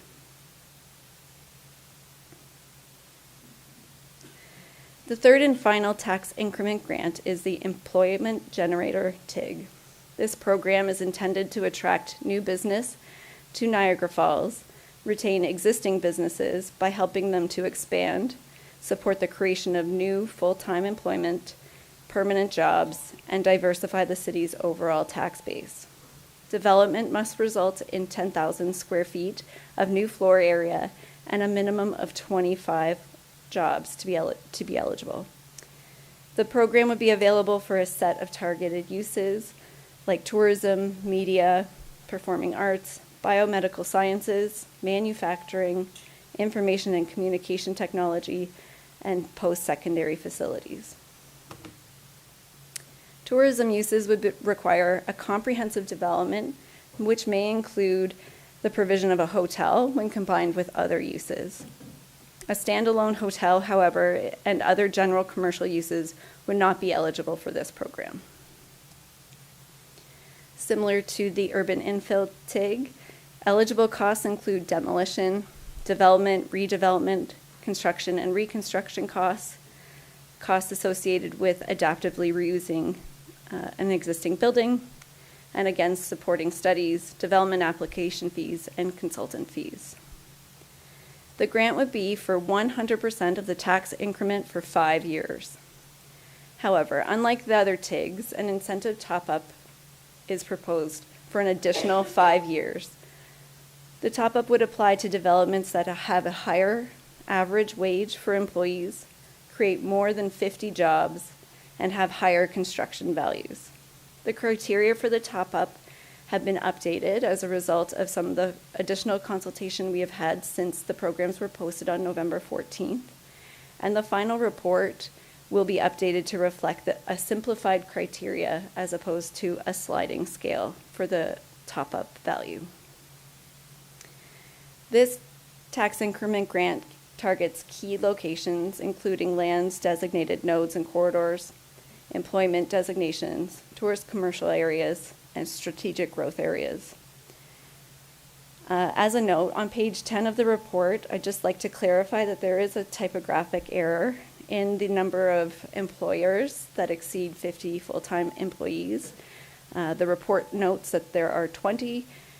That should read 204 employers with greater than 50 full-time employees.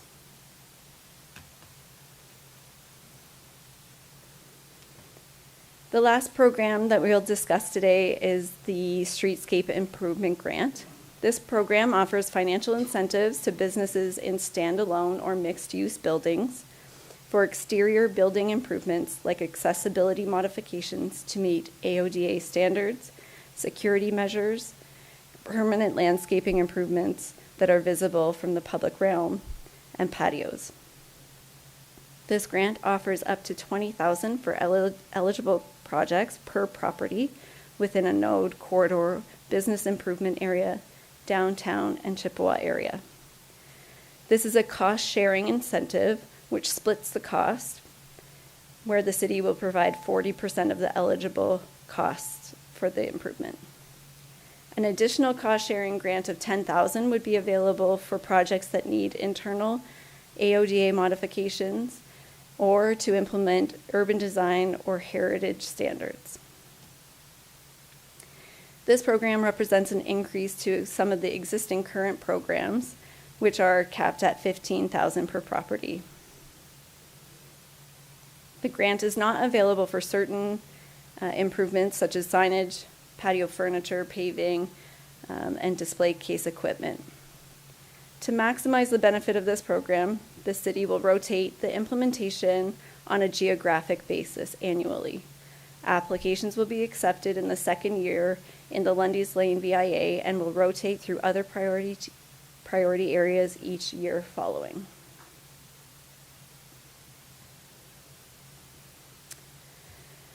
In addition to the incentive programs discussed, the city currently offers development charge exemptions through the Industrial Development Charge Grant Program and Intern Community Improvement Plan Program.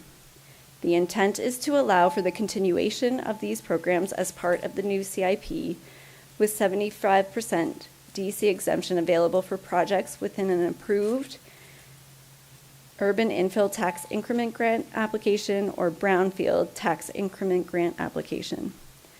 While this will effectively be a continuation of the program, the applicable areas would be extended to align with the new CIP program boundaries. A recommendation to repeal and replace the interim CIP grant program policy will be included as part of a future recommendation report from staff.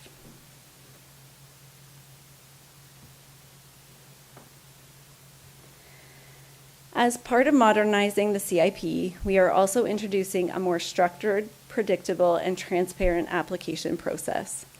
The goal is to make the programs easier to navigate for applicants and easier to administer for staff, while ensuring strong accountability for public funds. While a pre-assessment has always been available, the new CIP will formalize this step by including comments through any pre-consultation application or as requested in advance of an application. Applicants will get an assessment of the incentives and a clear list of submission requirements through that process. The submission requirements will clarify what the city expects to see through an online submission, and that only complete applications will be accepted. Setting clear expectations will create efficiencies in the approval process. We've also built in defined intake timelines so applicants know when to expect feedback and how and when decisions will be made. Overall, this modernized process improves clarity, strengthens accountability, and supports better outcomes for every CIP application.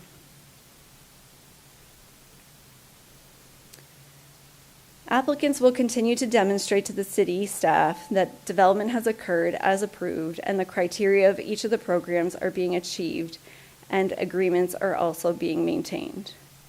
We have built a stronger monitoring framework. After Council adopts the CIP, we will be able to track how each program is performing, identify where adjustments may be needed, and understand the budget implications more clearly over time. An annual report will summarize the number of application types received, total funding allocation, private investments leveraged, and measurable outcomes such as new residential units, employment created, or land remediated. Council will continue to review and approve applications under the tax increment grant programs. And while the programs now have a clearer criteria and more consistent structure, Council will still have the ability to consider unique circumstances when they arise. This process has been supported by a robust public consultation process, which included early consultation on the vision and project direction at a public open house. We also held one-on-one stakeholder engagement activities, including discussions with commercial, industrial, and tourism industries, as well as previous CIP users. We held a second set of consultation events in October with the preferred program details and to discuss the incentive programs in detail. The results of these discussions have been incorporated in the draft CIP programs presented here tonight. As mentioned, notice of today's meeting was provided in accordance with the Planning Act on November 14th, as well as to all those who had requested notice through the public process. We will be taking all the feedback received at today's meeting to make final revisions to the community improvement plan and program to bring back a final document for approval in January 2026. We will be creating a marketing plan and an awareness campaign to launch the new plan and the incentives to encourage new submissions following Council's approval. Together, these programs give us a modern toolkit to spark the kind of investment and community improvements that will change communities. They are clear, accountable, and designed to deliver real results, including new jobs, revitalized spaces, and stronger neighborhoods. We are excited about what the CIP will unlock, and we look forward to seeing those benefits take place across the city. I'm happy to answer any questions you might have.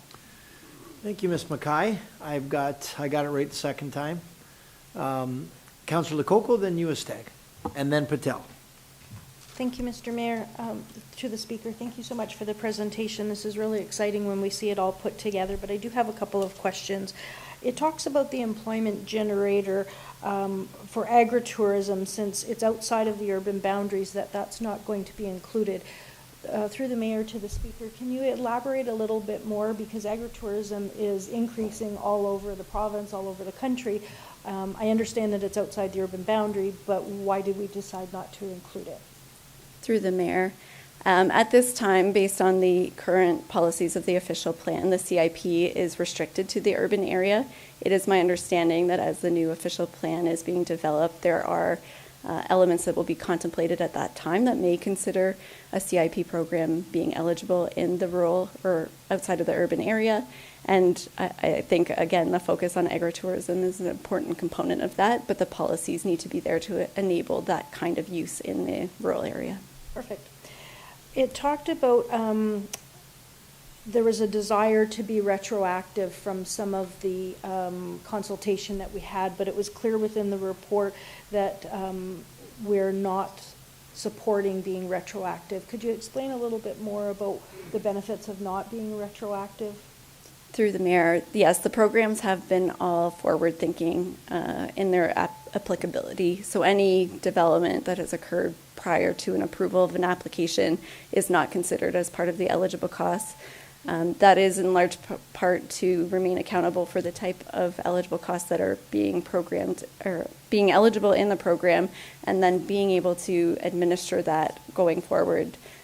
We really want to be able to monitor and assess the eligible costs and be able to relate them back to an approved program. Thank you. I do agree with that. It also suggested about rotating geographical areas, and I thought about that. I don't know if that's the best idea, because now people will have to wait until their area comes up on the schedule.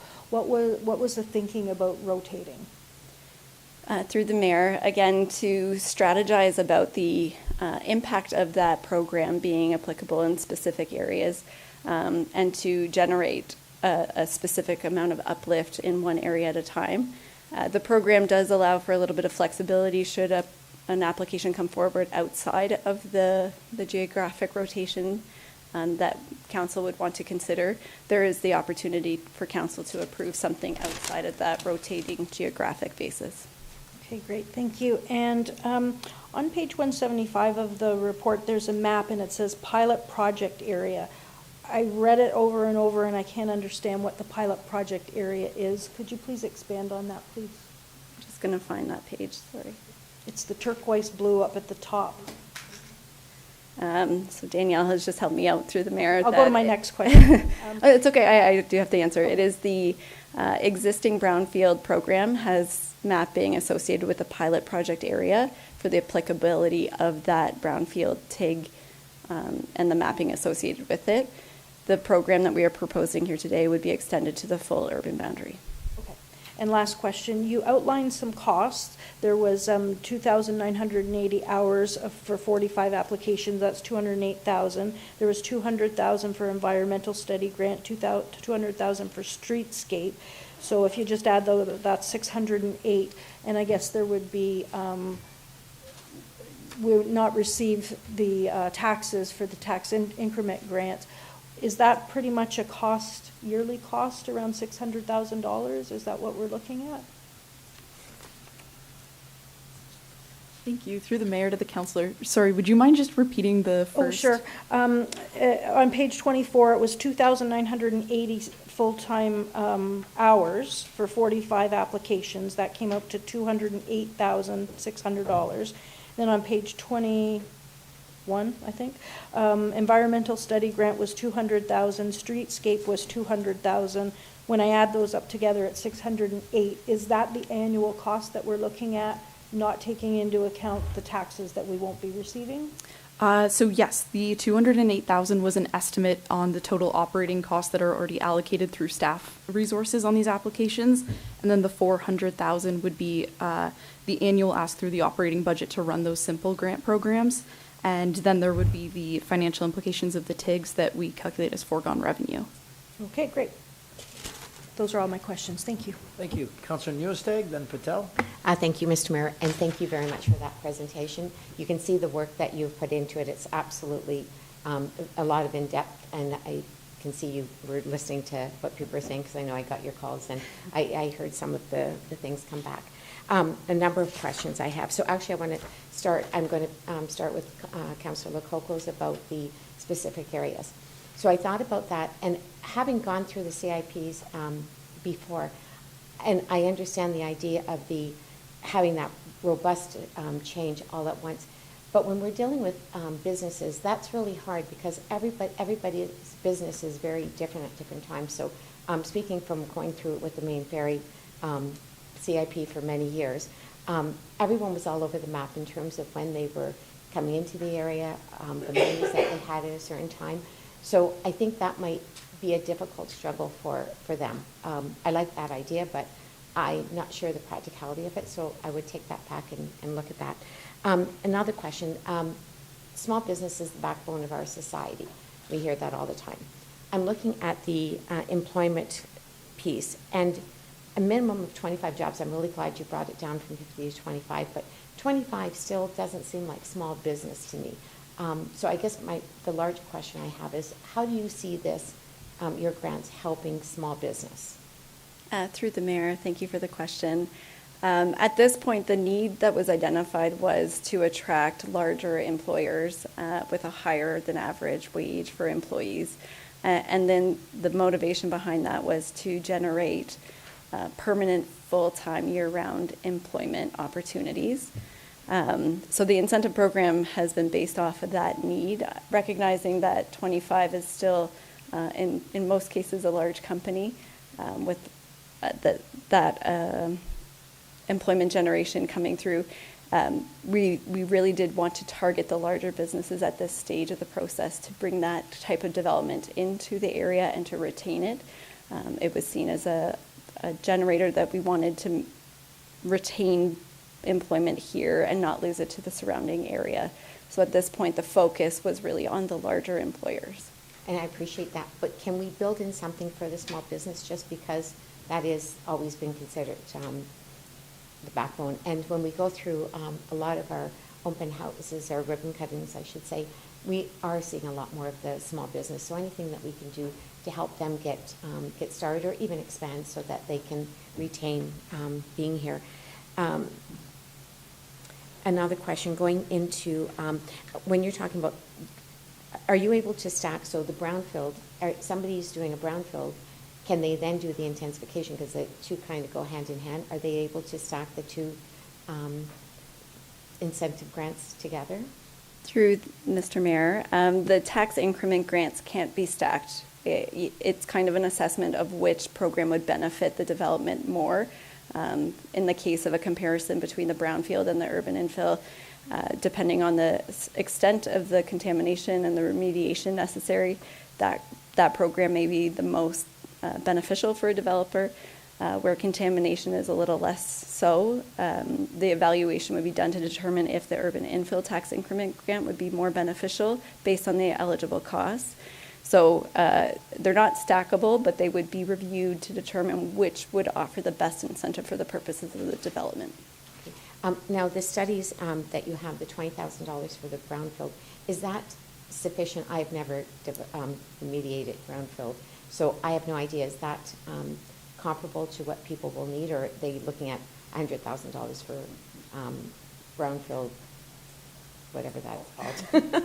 Through you, Mr. Mayor, we did ask that question specific to environmental consultants in the area. The previous value was seen to be a little bit low, but the $20,000 per study and the maximum of 2 studies was representative of what the average cost. There are going to be outliers in terms of that, depending on the level of contamination, but based on our discussions with some of the local environmental consultants, it was representative of an average cost. Can I continue? Or? Yeah. Oh, okay, through you, Mr. Mayor. Back when we did the first level of CIPs in the brownfields, it seemed like brownfields were a concentrated area. Reading your report, it sounds like they're scattered all over the city. Do you have an analysis of how many brownfields we have in the city? Through you, Mr. Mayor, no, I don't have a number at this point. There was a study some time ago that I believe the number was around, I shouldn't guess, but what we found was that it was out of date, and through recent development applications, it is found more and more to be applicable on a wider range of areas, and that's why we've extended it to the full urban area. Okay, and I really like the idea that you're looking at citywide as well. Another question. Oh, so the last CIPs, they've been hanging around almost for 20 years and totally outdated. Are we going to have a timeline for these after so many years? I see that you have the tax incentive for 5 years, but it's going to take a while for some of these projects to get off the ground anyway. Is there a time limit that we say 10 years we're going to do a very in-depth review to make sure that they are meeting the needs? Through the mayor, yes. After 5 years, the programs would all need to be reviewed and determined if they are appropriate and should be continued. And at that stage, you'll have had the annual monitoring of the program uplift from staff. And so the program should be clear and transparent whether or not they're successful and whether or not they should be updated or replaced. And do we have objectives? So when you sit down to do this, I know the intent, so you've looked at the intent, so we want to have infill or we want to clean up brownfields. But is there a specific measurable that we're saying these grants need to develop, we need to be able to have this many more employers in Niagara Falls because of these grants? Have we quantified what our objectives are through these grants and programs? Through you, Mr. Mayor, no, there isn't an objectable target identified in the CIP. Really, these programs are meant to help implement some of the action plans and strategies that the city has established for economic development, your housing strategy. So it's really meant to be a supplement to enable those guidelines and policy framework to be implemented appropriately. The CIP itself doesn't set those targets. Okay, and through you, Mr. Okay, Councillor, we got to wrap it up now. It's Okay. 7 minutes. Yeah, go ahead. Sorry, wrap it up. one last, in terms of the financial, again, Councillor Lococo touched on it, and I'm not sure if you're even able to answer that, but will we be looking at a set amount? Is that how it's worked, that we will give this amount of money out per incentive, and once it's completed, then we can't fulfill any more applications? Through you, Mr. Mayor, each of the programs does have a stipulation that based on the available budgets, the applications may be approved or denied based on that value. We have established intake periods to be able to monitor the budget implications and look forward to what needs to be requested for the year coming and what available budget there is to be able to assess whether or not applications are coming in at a value that has not been determined by the budget. So each year, annual budget requests would be made for the one-time grants, so your streetscape improvement grants and the brownfield environmental study grants, based on the previous year applications and an average of what would be assumed to come in the following year. Okay, very good. I guess I can't ask any more, but I thank you for all your answers. Thank you. Councillor Patel. To you, Mr. Mayor. Thank you very much for great presentation. Actually, the citywide CIP does make more sense instead of going to different BIS in different areas. And I'm not going to repeat any question both of the councillors asked. My question is, we have five criteria here. And when you did the public consultation, downtown was one of the top priority that most of the people talked about. We need to do something in downtown. And downtown has lots of vacant building, underutilized building, and we have quite a few of those buildings in a city, all around the city. Why wasn't that not considered as a criteria to give a CIP for vacant building who have been making buildings that have been vacant for 3 to 4 years and they have poor conditions for the building conditions poor, or maybe they have heritage property that people do not want to buy those properties to reinvest in them because it has lots more cost associated with it because you can't see it up front. So why was that not part of one of this criteria? I'm just curious. Yeah, thank you for the question and through the mayor. Downtown is a part of both the urban infill and the streetscape improvement grants. And the program for urban infill really does focus on vacant, underutilized properties for the purposes of redevelopment, and balancing that off with the need to provide the city's missing that kind of middle form of development. The incentive program was designed to prioritize those vacant, underutilized properties, but with a form that was seen to be assisting with achieving the housing targets and intensification goals. So we've really focused those two programs on areas, including downtown, for that purpose, to make sure that those properties are a high priority for redevelopment.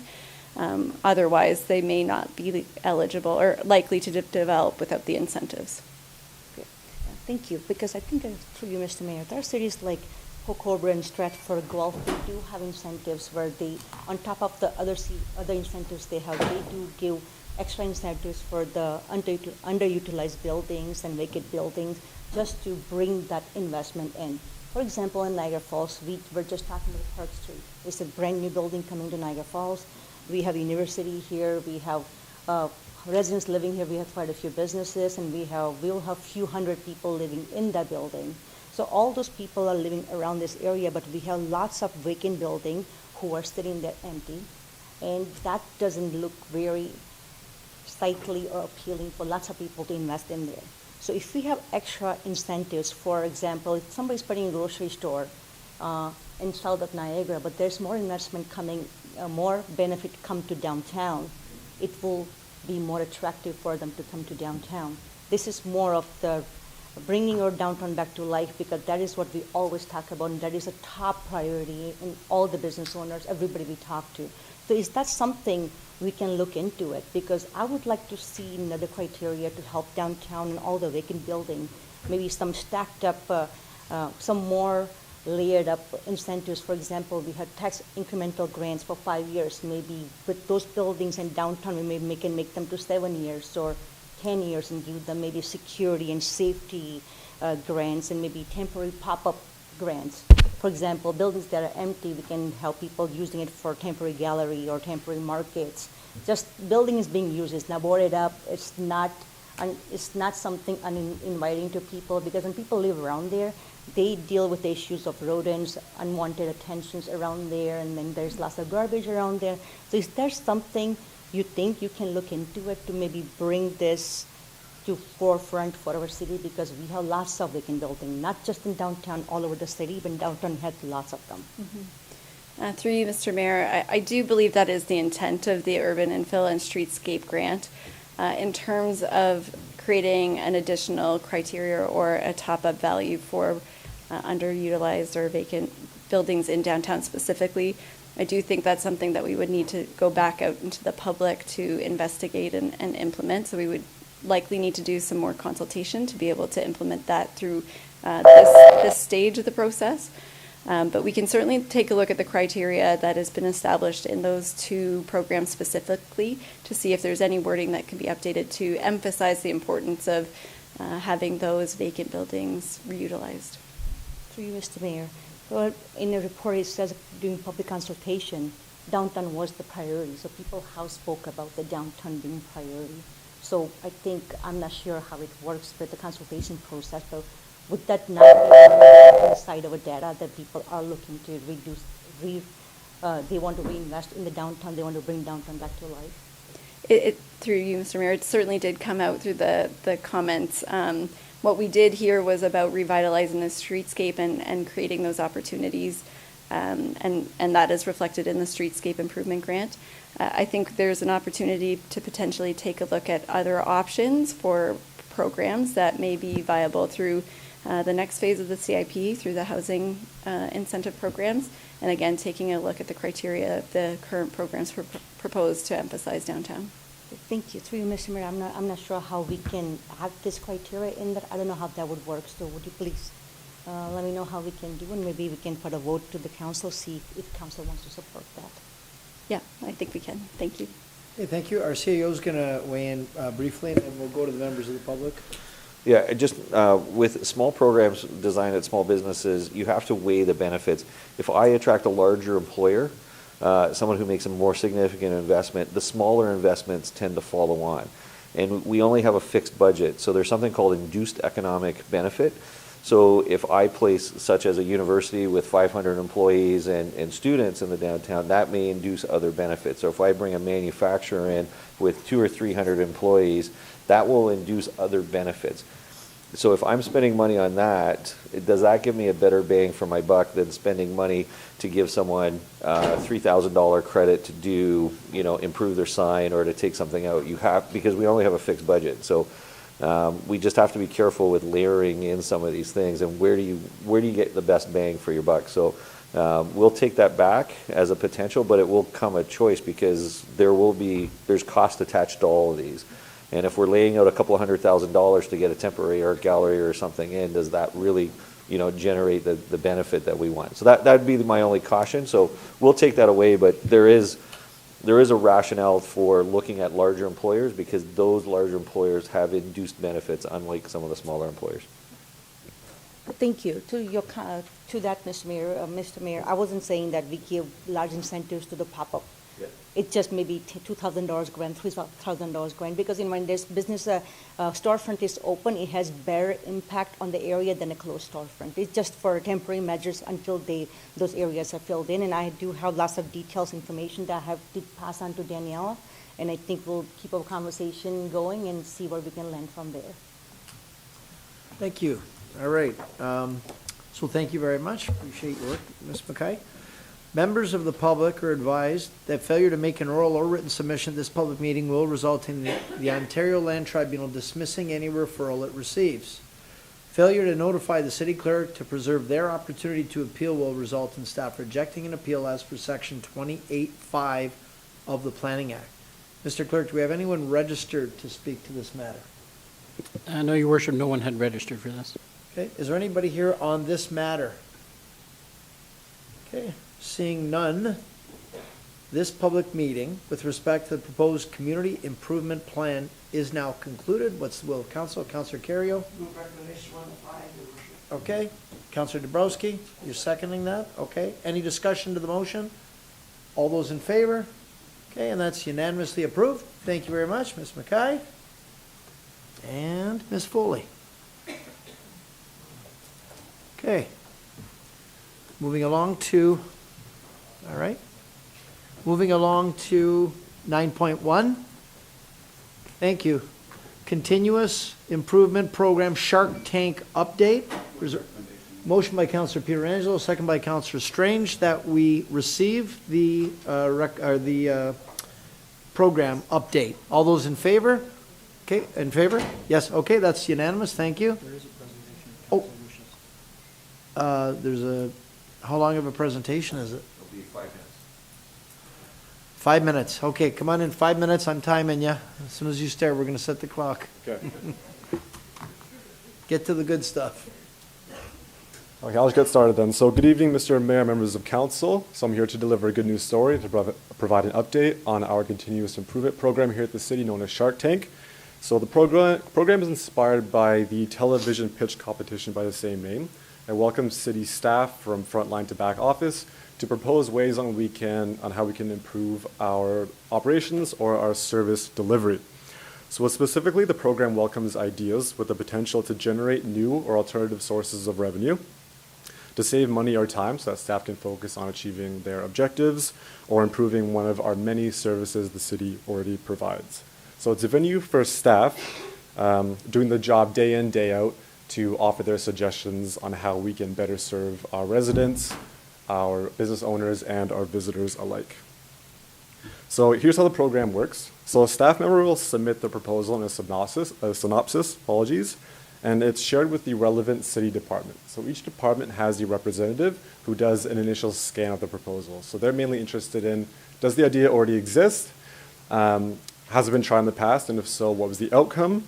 And is it within our mandate, sort of within our scope?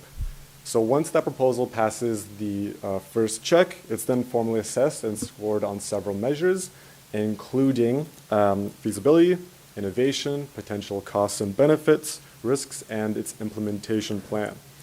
The score is used to rank the proposals relative to one another and also to support leadership in deciding whether or not to endorse that proposal. So if the proposal makes it all the way through, it aligns with the criteria, it's endorsed by leadership, it can then be elevated to the pitch competition.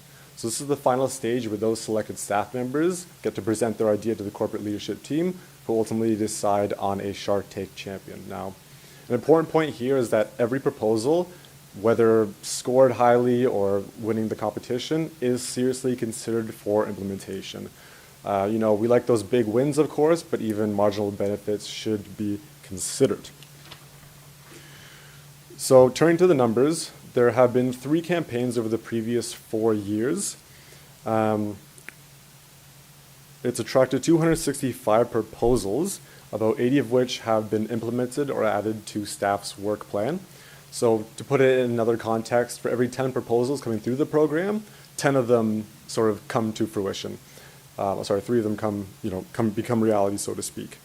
So to compare that to the world of venture capital, which is what the original Shark Tank TV show is based in, they look for typically 10 to 20% of their ideas to bear fruit, and our staff have a success rate of about 30%, which is quite impressive, I think. The number of proposals we received have dropped off significantly since the first year in 2022. That's partially because the lowest hanging fruit are going to be picked first, of course, but as the scale of innovation continues to increase at the city, we expect that continuous improvement program to still bear fruit, so there's always room for it. So I did provide a few examples. I don't have to run through them right now. I'll turn it back over to the room if there are any questions. Thank you, Glenn. I'm sorry, the microphone. The video wasn't working. Apologize, we couldn't get it up on the screen. Are there any questions? So you heard about 30% make it to fruition, and we got Councillor Baldinelli with a question. Just one question. Your program's objectives is to save money. So let's say saving money is reducing taxes, because you can't really make money. How is that objective being met? So the objective is being met through a number of initiatives. There are some examples provided in the report. But the whole idea is how can we do more with the same resources we have now? So if you like, if you go one more slide, please. So one of the ways that we found have saved money is the hiring of a dedicated realty services manager, number 3 there. So typically this service has been outsourced through contracted services. We've now brought that in-house. And so this individual has led the sale of a number of surplus city facilities. And they've also currently in the process of identifying land parcels and bringing those to council, which could declare a surplus. So the idea is we spent more outsourcing it, and now we brought it inside to save money. For example, there's many other. So, for example, we're the board of directors, and you're coming to me and telling me that Reality Services has saved us, or where are the numbers? So I would love to have an exact number for you. The problem is a number of the proposals have been wrapped up in sort of broader initiatives that we've implemented. So I look at our At Your Service Niagara Falls, that captured a number of proposals that came forward. So it's very difficult to quantify. So I apologize, I don't have that number, but I would love to have that, and apologies through the mayor. For next report on the Shark Tank, we'd like to see some numbers. I mean, it's great ideas. It's kind of like incentivizing great ideas that reduce costs, and you have to talk to everybody, not just to everybody, and it saves money. So I'd like to see that eventually in the future, if we could have something that says it cost us so much before, this is what we've done, this is why we did this, and it's saving us money, therefore reducing taxes. Thank you. Good. Thank you. I've got one question is for our CEO who's going to close us out here. Sidewalk jacking, are we moving on that? I saw that as one of the things that we were working on. Is it actually going to make it across the finish line? Yeah, through the mayor, we've been doing it through contract. We're just exploring the right size equipment because it's too expensive and the numbers don't work. So we're just in the process of finalizing that right size equipment. That's great. Yes, Councillor Dabrowski. Yeah, through you to that, and it might have been answered, I stepped out of the room, but for the potholes, and we're implementing AI to find out where these potholes are. Can we do the same thing with sidewalks? Because I know there's many areas with unleveled sidewalks, but how do we keep track of it? And is there a way we can kind of create a critical mass of the sidewalks in question? Yeah, through the mayor. As part of the levy budget in asset management, we're proposing a LiDAR, so it's a fancy survey equipment with AI detection to pick up all the condition ratings of our sidewalks, our cracks, our potholes, everything. So one-time survey. That way we can deploy our resources in an optimized fashion. So that's part of one of my asks for the levy budget. Great, thank you. Mr. CAO? Yeah, I'll just do this very quickly. So on some of the cost-saving items, it's hard to get an identified cost. So one example is we had one of the facilities guys told us to buy a small piece for the water fountain, so it reduces the water supply. We can tell you, what the reduction is, but I have no way to quantify that. Another example is some of our field or municipal works employees did the cost to estimate to plastic wrap so that we don't get rust exposure on our equipment. Again, I can't put an exact dollar amount to it, but for example, we were exposing our equipment to the elements because we don't have enough indoor storage, and then we now plastic wrap that. What we'll do is we'll provide supplemental information on all the adopted ones and what the rationale for that was. Stuff that have an exact cost to it, we'll provide that in the business case for those. And then ones that, we can estimate or we can tell you where it's going. And some of it is just more around efficiency, so that we may have employees who can do more, so there's no actual hard cost savings, but they've freed up time. But we'll give a summary of those adopted ones or the ones that are in process and the business cases that went out. So we'll circulate that in the new year. Great, thank you for that. Looking for a motion to receive the report. What's that? Oh, we already did? Oh, we already did. Oh, did we vote on it? Okay, let's vote on it. All those in favor? Okay, great. Thank you for that. Thank you. Thank you. Okay, 9.2, Finance 2026 Schedule of Fees. Do we have any comments on any of the fees we want to deal with? Councillor Nieuwesteeg, and then Kerrio, and then Lococo.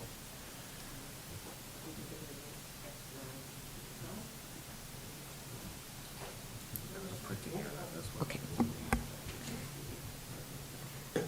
Just one sec.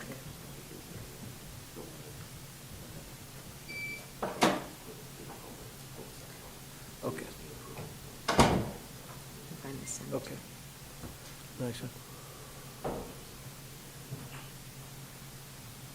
I'm just trying to find the one. Okay, while you're looking, Councillor Lococo, do you want to?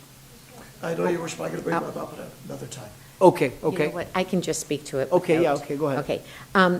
So it's with regards to the, through you, Mr. Mayor, to, who am I addressing this to? Oh, Tiffany, okay. It's with regards to the cemetery fees. So I see that we have a regional, there's a out-of-town or out-of-region increased rate for cemetery. My question is, why are we charging everybody else in the region the same as what Niagara Falls is? Because basically the residents of Niagara Falls, oh, shit, I'm going over here now? Okay. Okay, back over here. Yeah, so with regards to our rate, so we have a resident rate, which makes sense, and then we have a non-resident rate, which makes sense. That makes a lot of sense. But when we have a regional paying the same amount as Niagara Falls, that does not make sense because they're not contributing to our tax base. So can we talk to that? Like, can we have a separate rate or have the region people pay the same as non-resident with one exclusion? Ms. Molnar? Okay. Thank you. And through to the mayor. We, as a staff team, had discussed whether we should be charging a non-resident rate, so that would obviously cover everyone else in the region and then throughout southern Ontario, or should we look at a non-regional rate? We landed on a non-regional rate, and the rationale for that is there are a number of people that live in the Niagara region that do move around. It could be for employment purposes. It could be for a home may cost less in another community. So we were trying to come up with something that was fair to everyone, because I'm sure we all know some people that were born in Niagara Falls, grew up here, but may live in St. Catharines, but may decide to be buried here in Niagara Falls. So that was why we landed on the non-regional as compared to the non-city rate. The rate, of course, is proposed. It is new for us. We can definitely look at changing that, but we wanted to bring that forward to council and to share our rationale of why we went non-regional compared to non-resident. And through you, Mr. Mayor, thank you. However, that doesn't make sense. So even if somebody was born in Niagara Falls and moved because it's cheaper to live in Welland than it is Niagara Falls, whatever, for a house job, the basis of all of this is they're not contributing to our tax base, and that's what's funding the cemetery fees. So or subsidizing the cemetery costs. So I really think that we should keep it just to the Niagara Falls residents, with an exception that if somebody was a tax-paying resident for like they lived here their whole life, but they ended up at Gilmore Lodge because that was the only place that they could go for a home, then there would be an exception for those people. But other than that, anybody who's not contributing and have not been a lifelong resident of Niagara Falls, I think they should pay separately. Can you comment on what do the other municipalities within our region do for Niagara Falls residents? So, for example, my family's buried in Wellington at Holy Cross Cemetery, and I want to go there. Are they going to charge me a non-resident, or are they going to charge me the same as a Welland tax? Some municipalities do charge non-residential fees. They do. And it's across the region, I will say, we're not consistent. So this was our opportunity to look at considering a new fee, but of course we're flexible, and we're here tonight to listen to thoughts and to revise our fees if needed. That would be the only comment that I would have. I do want to also comment that I thank you for keeping the fees at the level. I think another increase would have really hurt people, so I really am pleased to see that those fees, the interment and lot purchases have remained the same, so that is much appreciated. But when it comes to the other fees, I think it should just be Niagara Falls, and everyone else has to pay the non-resident, with the disclaimer that if somebody has been a lifelong taxpayer of Niagara Falls, then they're exempt. Okay, that's good. When it comes time for the motion, we'll make that amendment. I agree with that. Thank you. Okay, Councillor Kerrio, or am I going to Councillor Coco? Thank you, Mr. Mayor. You said comments and questions, so I'm going to combine them. I do understand that the fees should attempt to cover the service that's providing, and I understand that fees should increase with inflation. I feel that in some cases, I think we're going to be outpricing ourselves, that the fees are going to be too high, that our residents are not going to be able to afford it. People are struggling, and we do have the ability to make some choices that will keep our expenses down, keep our taxes down, and user fees. Some of our residents have contacted me and used the term that they feel like they're being nickeled and dimed, that we're doing that to them. So I wanted to comment on a few that jumped out at me, and then I had a couple questions.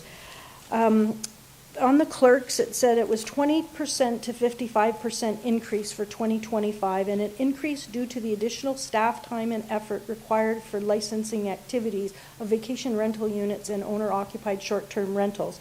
The list that's on the report has nothing to do with vacation rental units and owner-occupied short-term rentals. It's barbers, bake shops, butchers, driving schools, etc.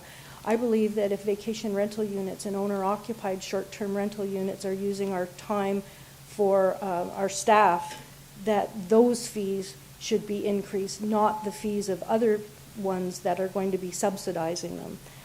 I've already talked about the wastewater and water, hiring the two new. Under recreation and culture, it said that most are unchanged or for inflation. That's great, but there were a couple that jumped out at me. For the nonprofit, for the adult, it went from $57.89 to $83.20, which is a $25.31 increase, which is 43.73%, when the rest of them were unchanged or went up inflation 3.3 to 7.8. The athletic field user fees increased overall was 5.6 to 22.3%. Again, I think we're going to be outpricing ourselves, that people aren't purchasing those services. For our farmers market, the stalls went from $398.23 to $470. That's an 18% increase. We just moved the market from the exchange to the McBain again, and we're increasing the prices, and I think that's going to have an impact. It also talked about that labor, contracted services are a significant amount of our total expenses. I believe that we need to stop hiring and we need to find and focus on the programs and the services that we need. We can't be everything to everybody. We really have to hone that in. The last comment I have, and then I had two questions, is regarding the parking. Two residents contacted me. They park on the lot behind Queen Street here. They went from $40.04 a month to $55 a month. That's a 37.37% increase. I did talk to our parking department, and what they told me was, with the development of the university and larger building developments in the downtown happening, parking is continuing to be an issue of supply and demand. There were intentions of increasing it from 2019 to 2023, but with the pandemic and everyone trying to get their business back on their feet, it was an increase. But now we have this huge increase. I'm really concerned about that statement because our residents park downtown to come here and work. And because of the university, their staff, their faculty, and their students, they need parking. They're parking there as well. The university should be supplying their own parking. Another resident said that she just renewed her parking pass. It was a huge increase from what it was before. She came back to the lot and there were no spots there. She went to the overflow lot. There was no spots there. She ended up going down the street and parked in the mud. I don't know where that is, but that's where she went. She was concerned that, she's paid for it. She can't find that parking. So I think we really need to look at that.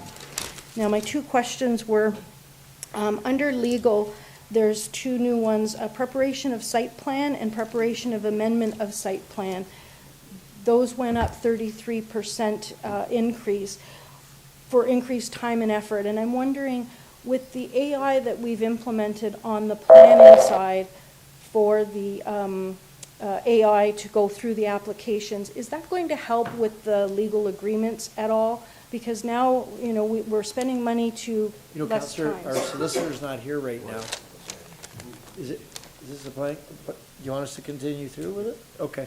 So it's a planning issue, so I guess maybe Signy will be able to answer. Okay, so that's my question. We're spending money on AI to make it faster. Applications can go through. We don't need as much time.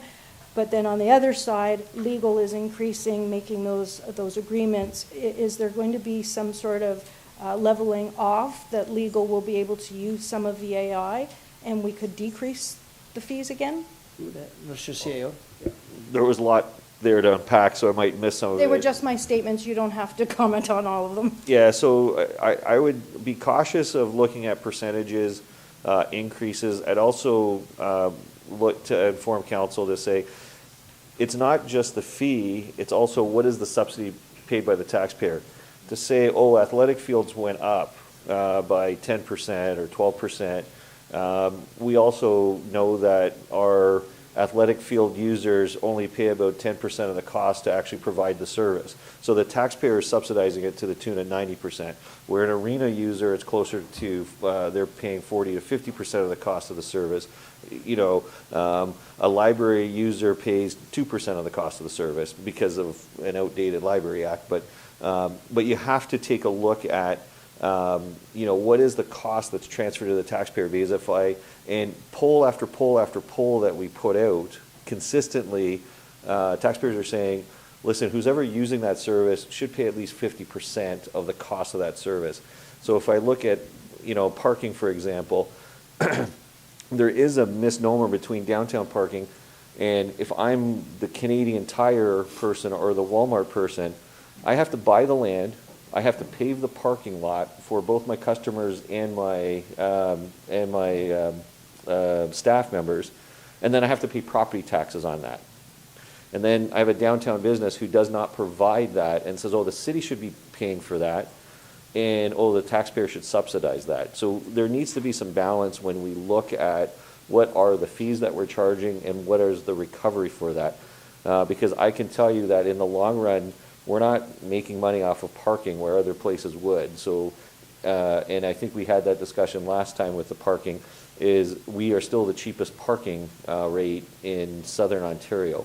With regards to the AI, The AI investment is for and that's going to be more user paid by the builder, because they'll have to, once we have it installed, they'll have to pay a premium to use that service. But that's not for the legal agreements afterwards. That's for them to comply to the building code, and then so that way when the application comes in, most of the building code violations will be identified by the AI and either corrected by the applicant. So that way it spends less time with the building inspectors and plans reviewers on that. As far as the legal agreements, subdivision agreements, that would have nothing to do with that. I don't know if I missed anything, Signe? Okay. No, just to add, the AI is really at the front end of the process, as the CAO described. The site plan agreements and site plan amendment agreements are a manual process, and they're unique for each type of site plan application that comes in. So there is quite a bit of manual work required with that right now, unique to the application. Whether that's something that happens in the future or not, we don't know, but really the AI is the front end of the process. The back end of the process is still quite manual and time-consuming. That's why I wanted to ask about Yes. that. The cemetery, I don't understand this. One-time care and maintenance fee, it's increased beyond inflation to align with the current legislation, but it's only on graves purchased before 1955. In 2025, it was $309. In 2026, it's $1,093. That's 253% increase. What exactly is that? I don't understand on the grave before 1955. Ms. Moldenauer, are you able to address that? Through to the mayor, we actually do have our cemetery manager online. Oh. And I know JP would love to address this. I bet he would. JP, Yes. are you with us? You're muted, JP. Yes, through the mayor to the councillor, thank you for the question. Pardon me. So currently our care and maintenance has been, it's per interment, councillor, and not for the grave. In legislation, it's supposed to be, prior to 1955, it's supposed to be per grave site.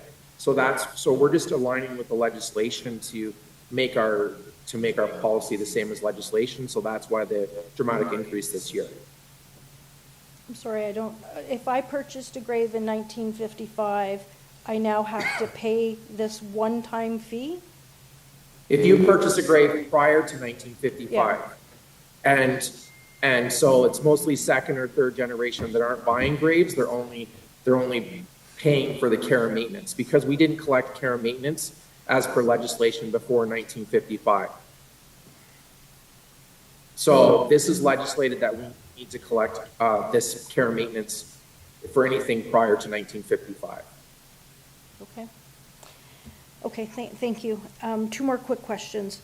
Forestry, I want to understand this. There's a $125 fee to request to remove a city tree off of city property. I want to understand, so it's the city tree on private property, someone has to pay $125 to remove it? A city tree on private property or public property? That's public property.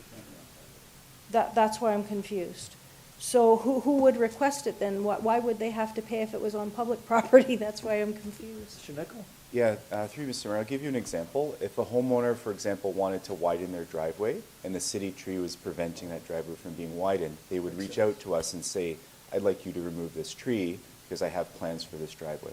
That would be a situation where we'd collect a fee for that review. Got it, that makes sense. And last question. It says many user fees are charged as a credit sale. People have 30 days to pay it. Why do we do it that way? If they've received a service from us and they don't pay in 30 days, how much accounts receivable do we have? How much is not being paid, and why would we give them a service and not get money for it? We'll go to Ms. Clark. Yeah, thank you. Through you, Mr. Mayor. So some sales would be at the counter, like buying a license. Some we would invoice them. Our accounts receivable is around $1.5 million, but we do aggressively work on collection if we do have issues. But we're not having too many collection issues.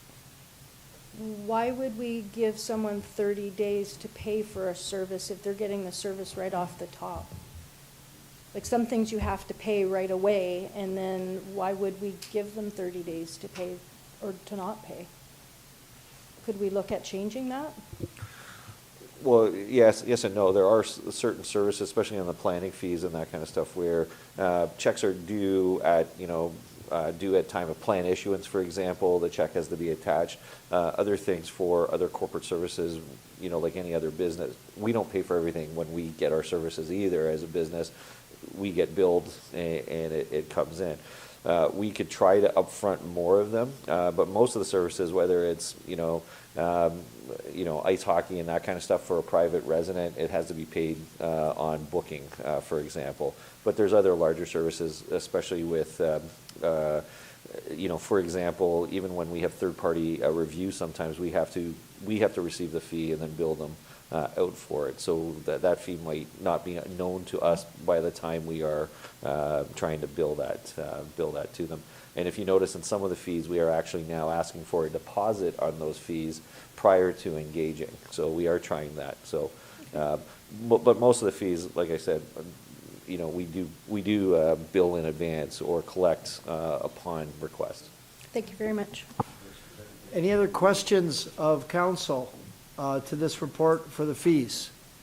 Okay, so we're looking for a motion, Councillor Nieuwesteeg, to approve, but with the amendment to the cemeteries, that there would be a municipal fee and an out-of-town fee.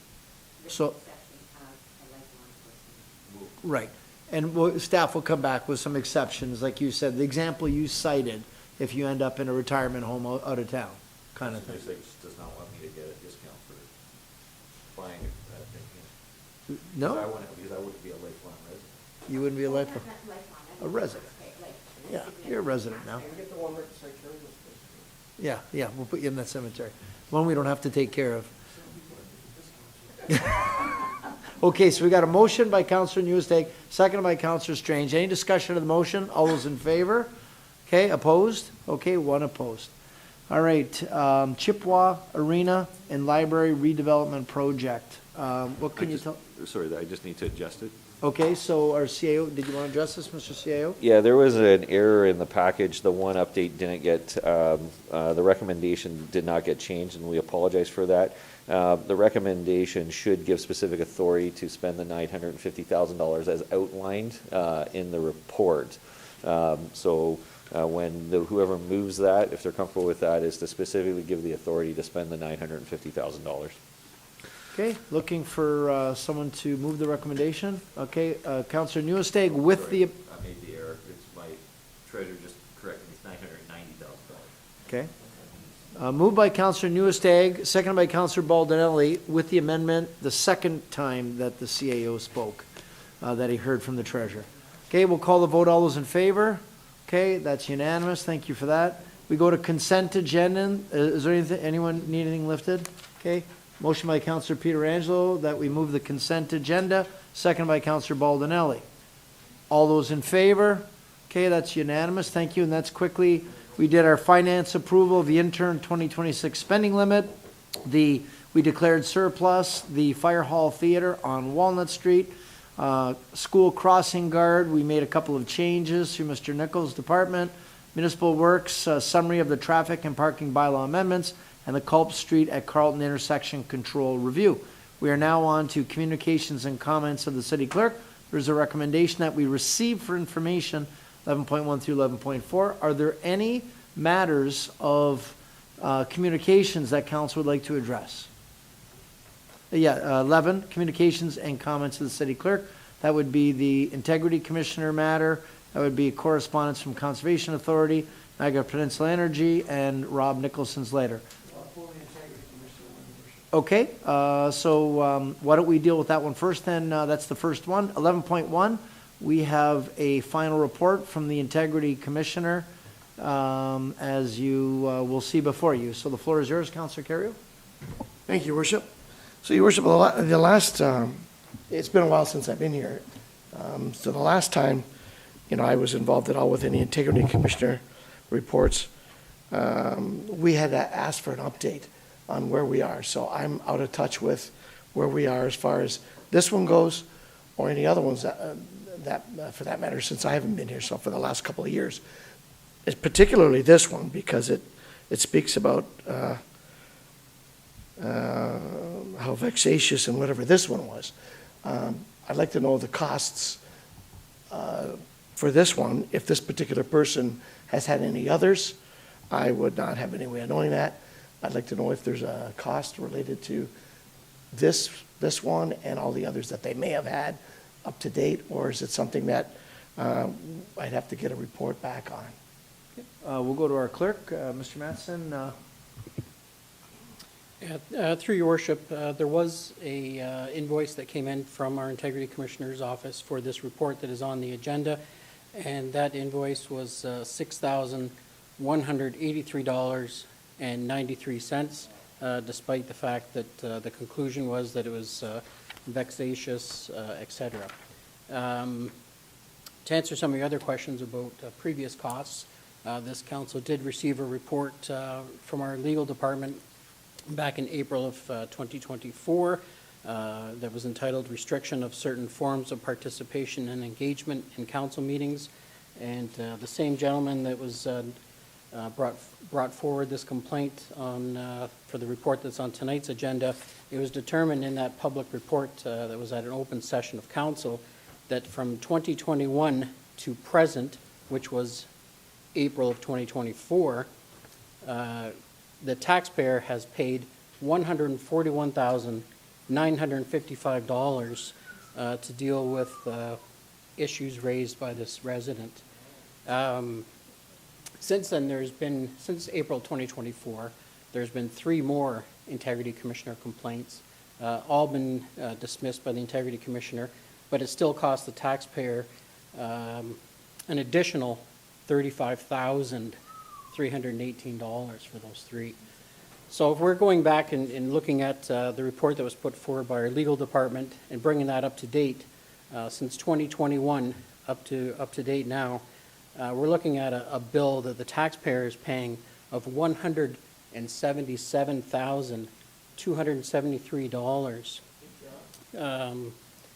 And again, this is being paid by the taxpayer. 177, yep. Our CAO is going to weigh in. Yeah, and that doesn't, the same individual also had an OLT appeal that failed drastically, and that's in addition to those costs. So we don't have the exact cost, but for an appeal is $30,000 or $40,000 just in legal fees on that one. Just to finish, you still have the floor, Councillor Kerrio. Yeah, just, so does that include any staff time at all?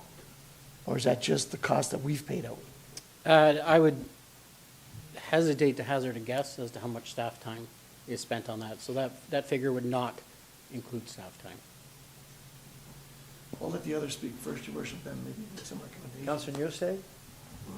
I'm actually in shock with that number. I had no idea. We see these integrity complaints. But I have to say, what do we pay all our councillors for a year who are coming here working versus that? I'm sure that it's probably comparable. Pardon? Nowhere near. Wow. Okay. Anyway, I'm just, another question. Is there like a cutoff, like how long, or like when do people have to take responsibility and accountability for their actions too? So basically this Integrity Commission is looking at us and what we're doing and holding us accountable and responsible, in which we take our oath very serious to represent our residents and make sure the taxes are as reasonable as they can. But yet for a citizen just to come out and for whatever reason to call people out, which aren't even grounded obviously because nothing has gone past, why are they not held accountable and responsible for causing taxpayers money? There's an injustice here, and I don't know the answer, but it just isn't right. Mr. Matheson, is there any recourse? Do we need to adjust the fees for complaints? He's here. Maybe he brought a check. Yeah. Unfortunately, through the legislation, councils doesn't have an option to ban someone from filing a code of conduct complaint or some of these other matters. It's basically in place so that there'd be no restrictions on who can file a complaint with the Integrity Commissioner. I would have a recommendation, if council would be interested, is to direct staff to work with the Integrity Commissioner to discuss about addressing the vexatious and the frivolous complaints, and perhaps to discuss in particular their discretion the Integrity Commissioner's discretion to dismiss or discontinue an inquiry if they determine that the complaint is A, frivolous or vexatious, B, not made in good faith.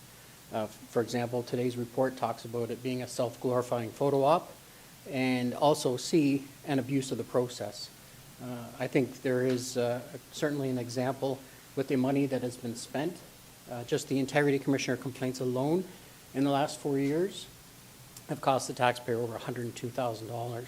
So I think all three of those boxes have been checked, frivolous and vexatious, not made in good faith, and certainly an abuse of the process, in my opinion. And I think if the Integrity Commissioner perhaps used his discretion through the process, that maybe we could dismiss some of these complaints before they get too investigative and bore too much of a cost. I agree the system is there for a reason, and it's a good thing to have it. But when we get where people are doing it with not the right intent, is there something, and I don't know if this goes to the provincial, like who oversees all of this? Is that a provincial mandate or through the Integrity Commissioner? Can we maybe do a letter to the province saying when people have been deemed something to be vexatious and with bad intent, and maybe repeatedly, that they are held responsible and accountable as well, because it's not fair, and it's not fair to councillors. If we've done something wrong, then we should be held accountable. But just to be attacked because somebody, for whatever reason, that they feel that they can do it without significant grounds or sufficient grounds is not proper. And it's costly to the taxpayer. I don't think the people who are struggling out there trying to pay all their bills really appreciate this. Go ahead, Mr. Clerk. Yeah, I think that would be a good idea. I mean, currently the province is right now working on proposed legislation, which is Bill 9. It's updated this year, or looking at it this year. And part of that bill is aiming for standardization in the provincial code, mandatory training, and clearer penalties. But unfortunately, I think that's all being focused on the council members, when I agree with the councillor that some of that discretion also needs to be pointed at the frivolous and vexatious complaints. Thank you. Okay, Councillor Pietrangelo. Yeah, thanks, Your Worship. I've always been of the view that these complaints fall into, one of two categories. Either the person that's putting in the complaint is looking, maybe they were a past candidate, maybe they want to be a future candidate. I know Mr. Burdett falls into both those categories, but they're looking for, an elevation in their political profile. That's one of the reasons. The other reason is just simply to knock down the member that's here. And then sometimes you come across a complaint that has both of them joined, as this one was. I know Mr. Mattson already went through some of the catchphrases that the Integrity Commissioner used, such as a public spectacle, an abuse of the process. I thought Mr. Maynard did an excellent job, really, in his report, and even summing it up in his last paragraph, where he says, Mr. Burdett, directly against what he certainly knows to be the rules of engagement, opted to publicize his complaint by sharing details of his grievances, turning a statutorily mandated confidential administrative process into a self-glorifying photo op. And even though the Integrity Commissioner writes that, Your Worship, us as council members, and especially the taxpayers, we don't have any recourse. So what are these complaints all about? In my opinion, I think it's about the articles that come in the paper, right? I try to think to myself, well, how do we combat this, right? And to me, it's all about getting your name out there in the paper, and perhaps that's what Mr. Burdett wants to do. So he got an article in the paper already. He's going to get another article in the paper. When you take a look at the cost of doing that, it's worth the $250. That's advertising well paid. If you had to put an advertisement in the paper, it would cost you a heck of a lot more than $250. So nothing really is going to stop these complaints. And who loses out? Well, our staff lose out. They have to spend a lot of their time, in dealing with these complaints. I guess the members of council, if they have complaints against them, they could lose out. But the real loss, Your Worship, is in the taxpayers. How do we allow one person to spend $177,000, you know, to me, that is an abuse of the process. So, I mean, I'd like to see something come back to council that gives us something where we can insulate the taxpayer, really, because it shouldn't be the taxpayer that's on the hook for all of this. I mean, if we go back to when these complaints started, you know, and we start to include staff time, there's no doubt in my mind that we're over $1 million in all of these complaints, especially with some of the ones that we had to deal with in the last, you know, in the last stage. So it'd be nice to see staff, you know, maybe they can reach out to the Integrity Commissioner, have some conversations over how do we insulate the taxpayer from this? Because they're the real losers, in my opinion.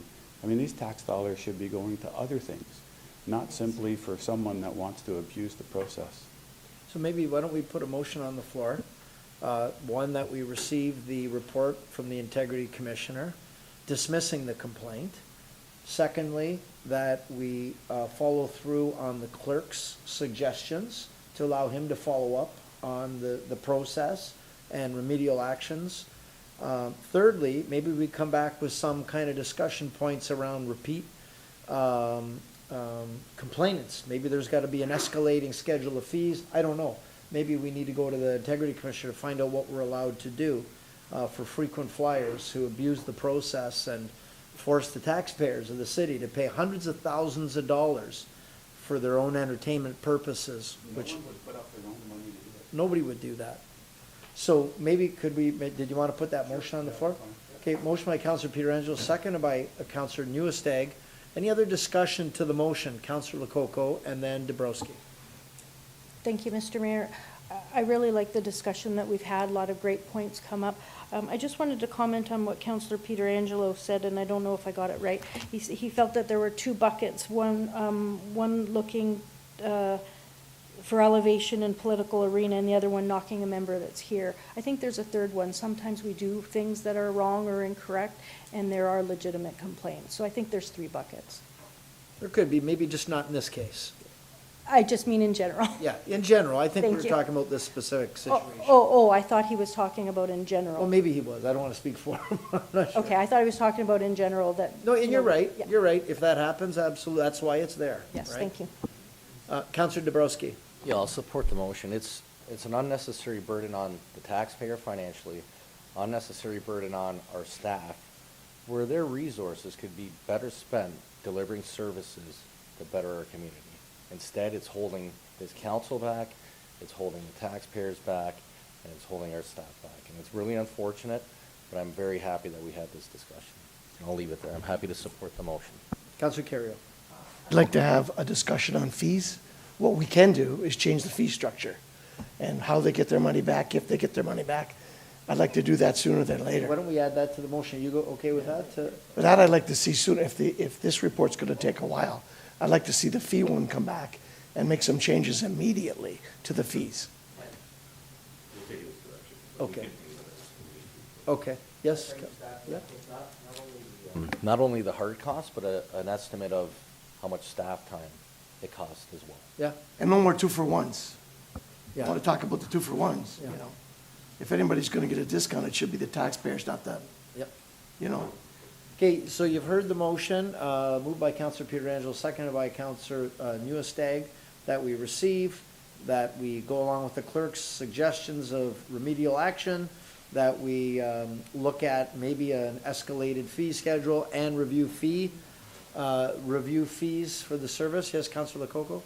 I just want to clarify, when you said about remedial action with the clerks, I thought we were directing staff to work with the Integrity Commissioner to address some of the things. That's right. Okay, it was just the word remedial action, like, we're not agreeing to anything right now, we're just looking at information and bringing it back. To Okay, explore that's fine. and come back with a report, and then we'll, What about the province? What about exactly. the province as well?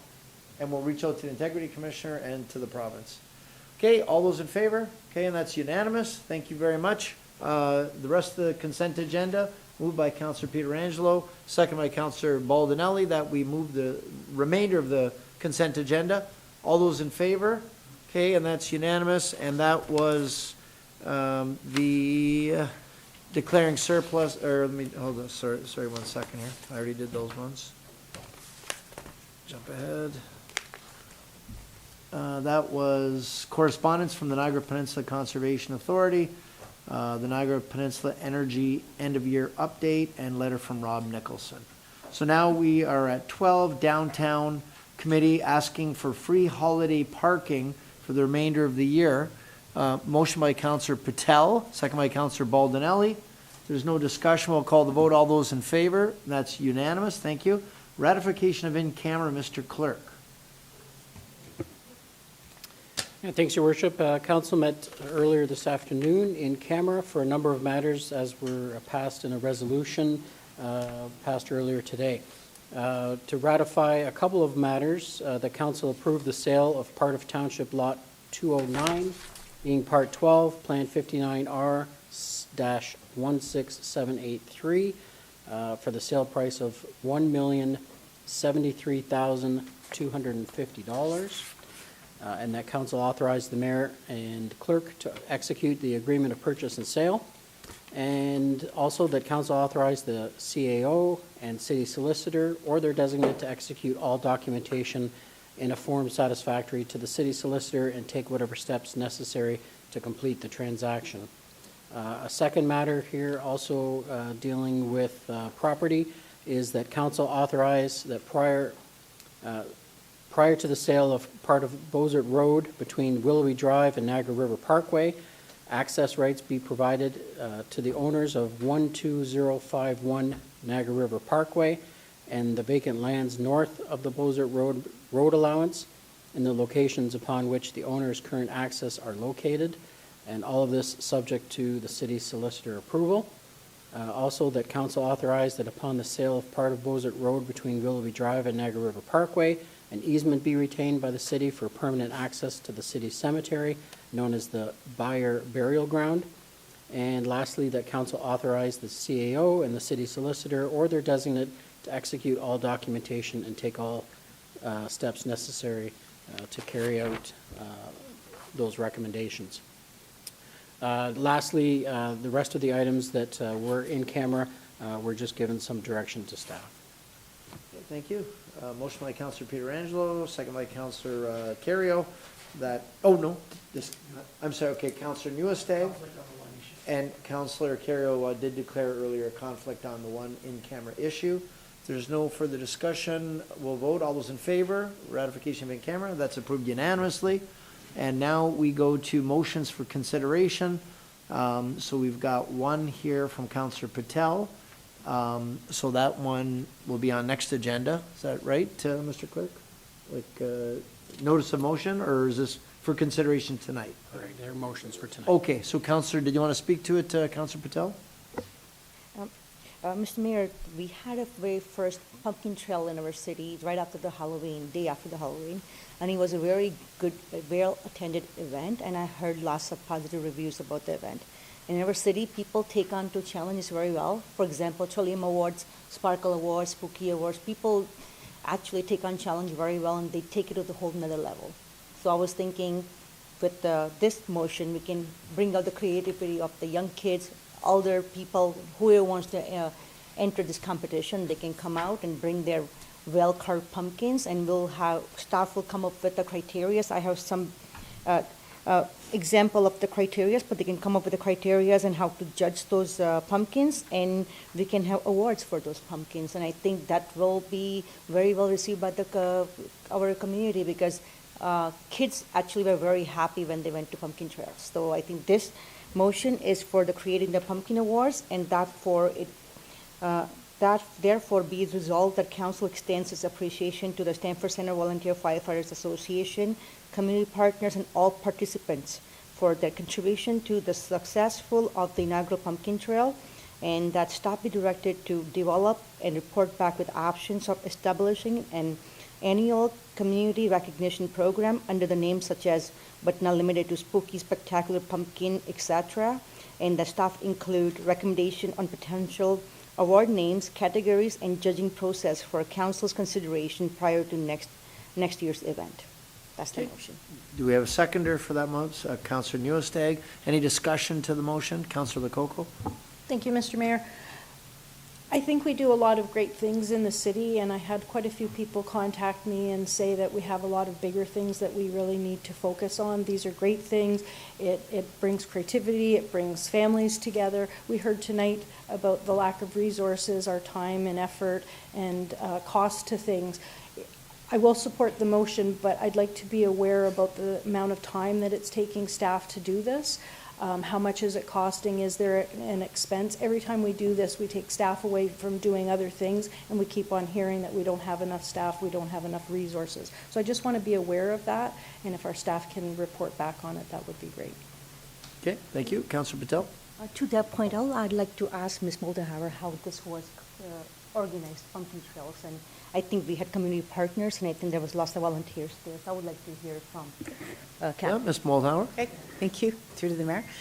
This year, of course, was our first year, and we did have an organizing committee that one staff person and community volunteers were on there. It was actually a fairly easy event to organize, to be honest, because people brought their pumpkins and we lined them up and they came and saw them.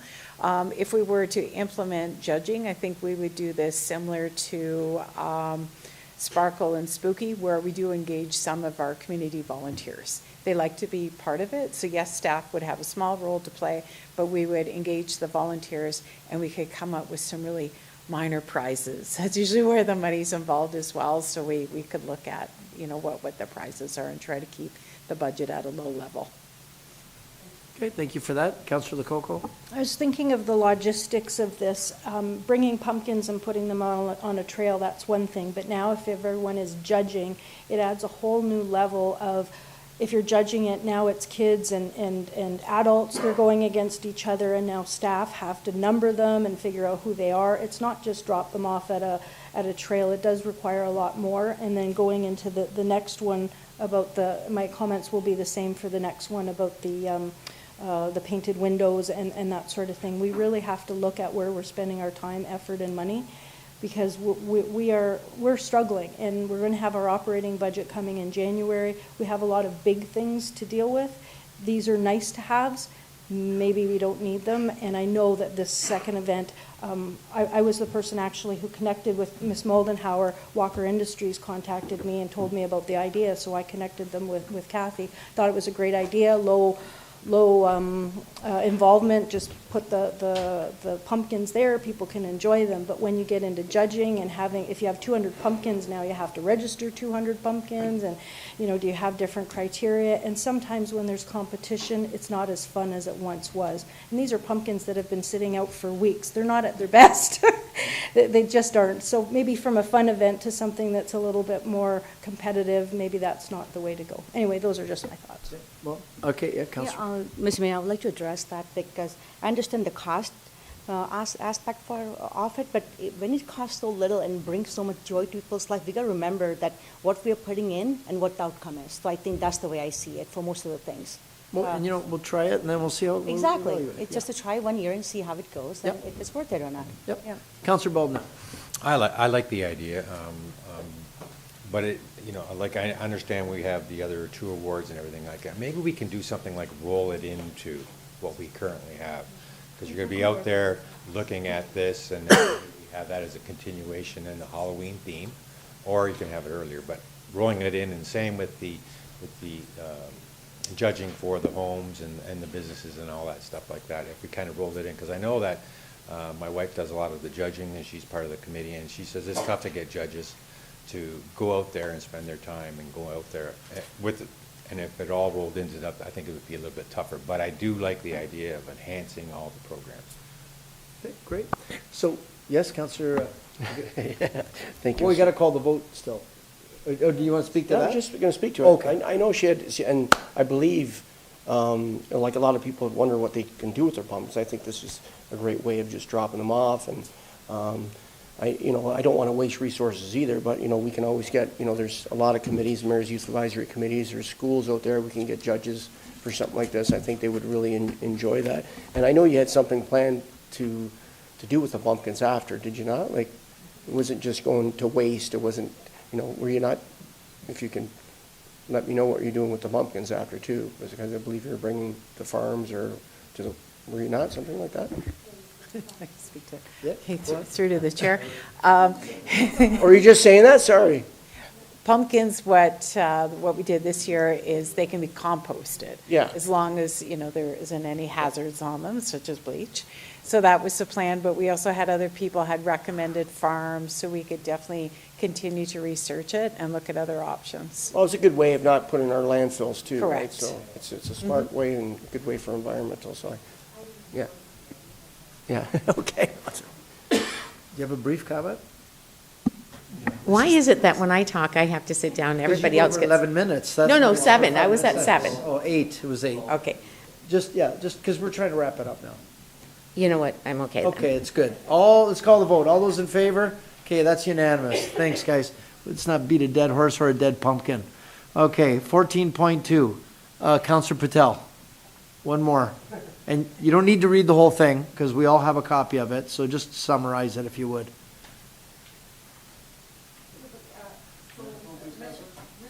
Is this the notice? How is this one? Is that a notice? It says motion. Yeah, so this was one you discussed at our last council Right. meeting, so we did receive it as a notice of motion, so on tonight's agenda, it is a motion. Okay, thank you. Mr. Mayor, this motion introduces a citywide holiday indoor-outdoor window display competition award program for 2026. The reason I brought it in as awarding competition, we have to start somewhere. For example, when you look at New York, I have been to New York, I have been to Quebec City, I have been to Montreal during the Christmas season. And they have lots of displays. People go and walk around on the streets. And when they're walking in the streets, they're spending money on the streets. They're going to those restaurants, they're going to those stores. And people fly to New York City, people fly to Quebec City just to look at these displays. And for us, we have Winter Festival Flight, and we have over 1 million people come to look at those Winter Festival Flight. Why not bring that spirit within to our business area? And lots of business communities, they do decorate their storefronts inside the store already. So just start this as a competition or maybe awards, and maybe you can phase into something like a Christmas tradition. It doesn't have to be competition all the time, but we got to start somewhere. For example, when Festival of Lights started in 1980s, it started as just one street was lit up with lights. So everything starts somewhere, then it evolves into something big. And maybe this won't go anywhere. Maybe this will become something big that people will come to Niagara Falls to see these displays. And I find that people don't have to go right at the falls and leave the city. They can come to downtown Queen Street. They can come to the Main and Ferry area. There's lots of businesses who would love to participate in this kind of competition just to bring attention to the businesses. And we can have interacting maps just like we have for Sparkle Awards. Like same with the Pumpkin Awards, we can tie them up with the Spooky Awards, and this Sparkle Awards and this window displays or outdoor indoor displays can work just along with the Sparkle Awards. We already have wheel invented. We're not inventing the wheels, so we can make everything work together. But the reason I say this is winter months, lots of businesses do suffer. And we as a city, we can create jobs, we can create some environment that brings people here to support those businesses. So I think anything we can do to bring people in the city and go into those businesses, support them, I think we should take every advantage we can take. And as you usually said, that you miss every shot you don't take. So every shot, you got to try everything, see what works. And I think this has worked in other cities. It has potential to grow into something really big. We can start as a small. Eventually, we can have tourism partners, we can have hotels, everybody competing, and that becomes one Niagara Falls thing that people will come with the Festival of Light. They'll be coming here to see window displays or maybe indoor-outdoor displays, and they'll go to residential area to look at the Sparkle nominees or houses who enter in the Sparkle Awards. So that will become a whole new Niagara thing that people will remember for a long time. Okay, very good. Do we have a second for the motion? Councillor Strange? Any discussion any further new discussion to the motion? No? Seeing none? All those in favor? That's unanimous. Thank you. What do we have here? Notices of motion? Is this notice of motion? Mr. Mayor, I'm opposed. Oh, you're opposed? I'm opposed. Okay. It's a whole new thing. It's not something that we did, so that's why I voted in favor before. Okay, I thought it was an extension of the Sparkle Awards, basically to businesses. That's how I took it. Yeah, I know we did. Yeah, you're right. We used to. Councillor Nieuwesteeg. Yeah, of course. The clerk, but anyway, I'm going to read it real fast. Yeah, Okay? just the therefore be it resolved part of what it is, and then we'll discuss it at the next meeting. Okay. Therefore, be it resolved that the city council declared, it doesn't make sense if I don't explain the background. Okay. Okay, Well, you I'll have take to 2 read it. seconds. I will take 2 seconds. Whereas, and I will speak really, really fast, like. Start the clock, 2 seconds, let's see. That's okay. Whereas in 2025, a bust of the famous Filipino Dr. Jose Rizal was erected near the brink of the falls in Niagara Falls, and whereas the statue recognizes the story of Dr. Jose Rizal, who has historically significant connect to Niagara Falls, and whereas Rizal's famous visit in 1988 set the course for a long-standing, meaningful connection between the Filipino community and the city of Niagara Falls, and whereas the dedicated Filipino community in Niagara Falls is engaged, highly active, and growing, and whereas the community ongoing dedication to bettering and being engaged in our city should be acknowledged with mutual respect and should be celebrated. Therefore, be it resolved that the City Council declare June 19th, which is Dr. Rizal's birthday, the city's annual official Filipino Day. There. Okay, great. And we're going to deal with that at the next meeting in January. Okay, great. I've got Councillor Kerrio. New business, Your Worship. Yeah, we're, is there any more notices of motion? Okay, new business. Oh, you got to push your microphone. Forgot to ask about anonymous complaints. I'd like to have that looked into too. I'm sure the rest of the council would. I don't know what happens with that, but to add it would add insult to injury if we had people that we don't even know adding thousands and thousands of dollars to our taxpayers. Is that direction, or is this, how do you want to handle that, Mr. CAO? Take it as direction? As part of the other motion. Okay, we're on that. Councillor Lococo? Thank you, Mr. Mayor. This past week, I've had an opportunity to speak to a couple of business owners on Main Street. They're very frustrated and overwhelmed by the crime, the violence, and what's going on with their businesses. One owner had his store window broken 9 times in less than a year. I'm happy to say when I spoke with Chris Gallagher, our new bylaw officer, he's arranged for some additional presence in the area, and he's working with the business owners. In speaking further, I mentioned to Chris regarding my motion last year regarding safety. Safety is a really important feature in our municipality, and I brought a motion forward to have a committee or something to address those things.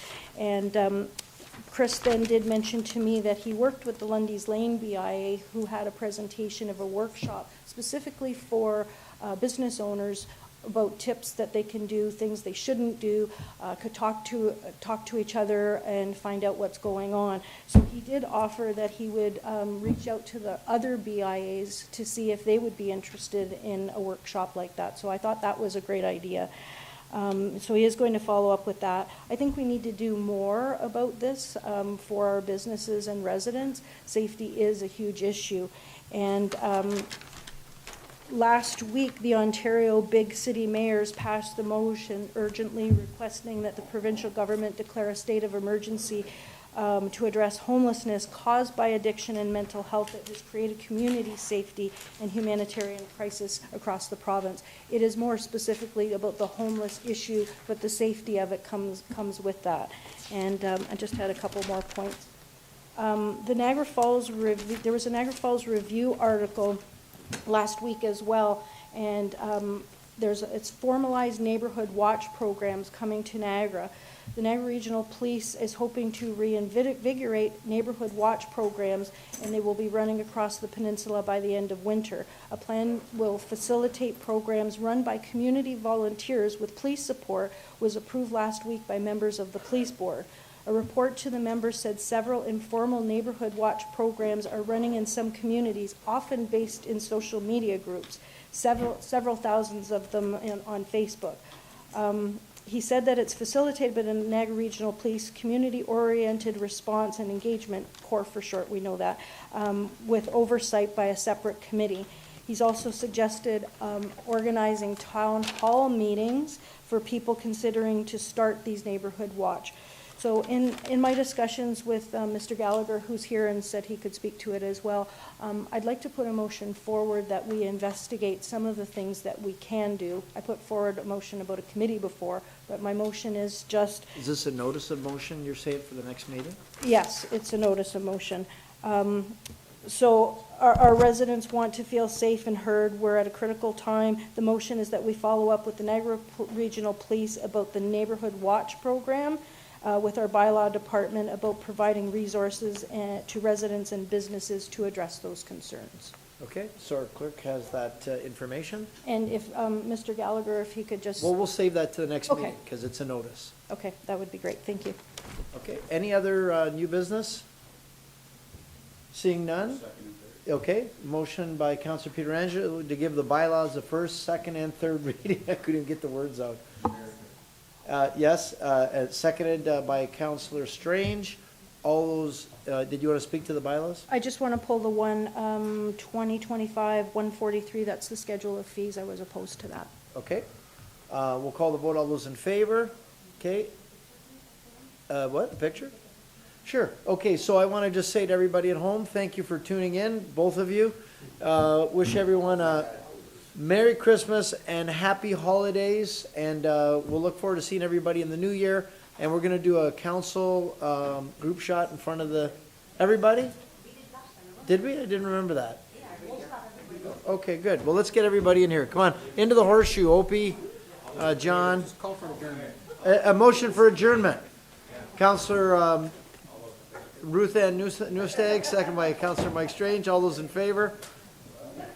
That's unanimous. Thank you.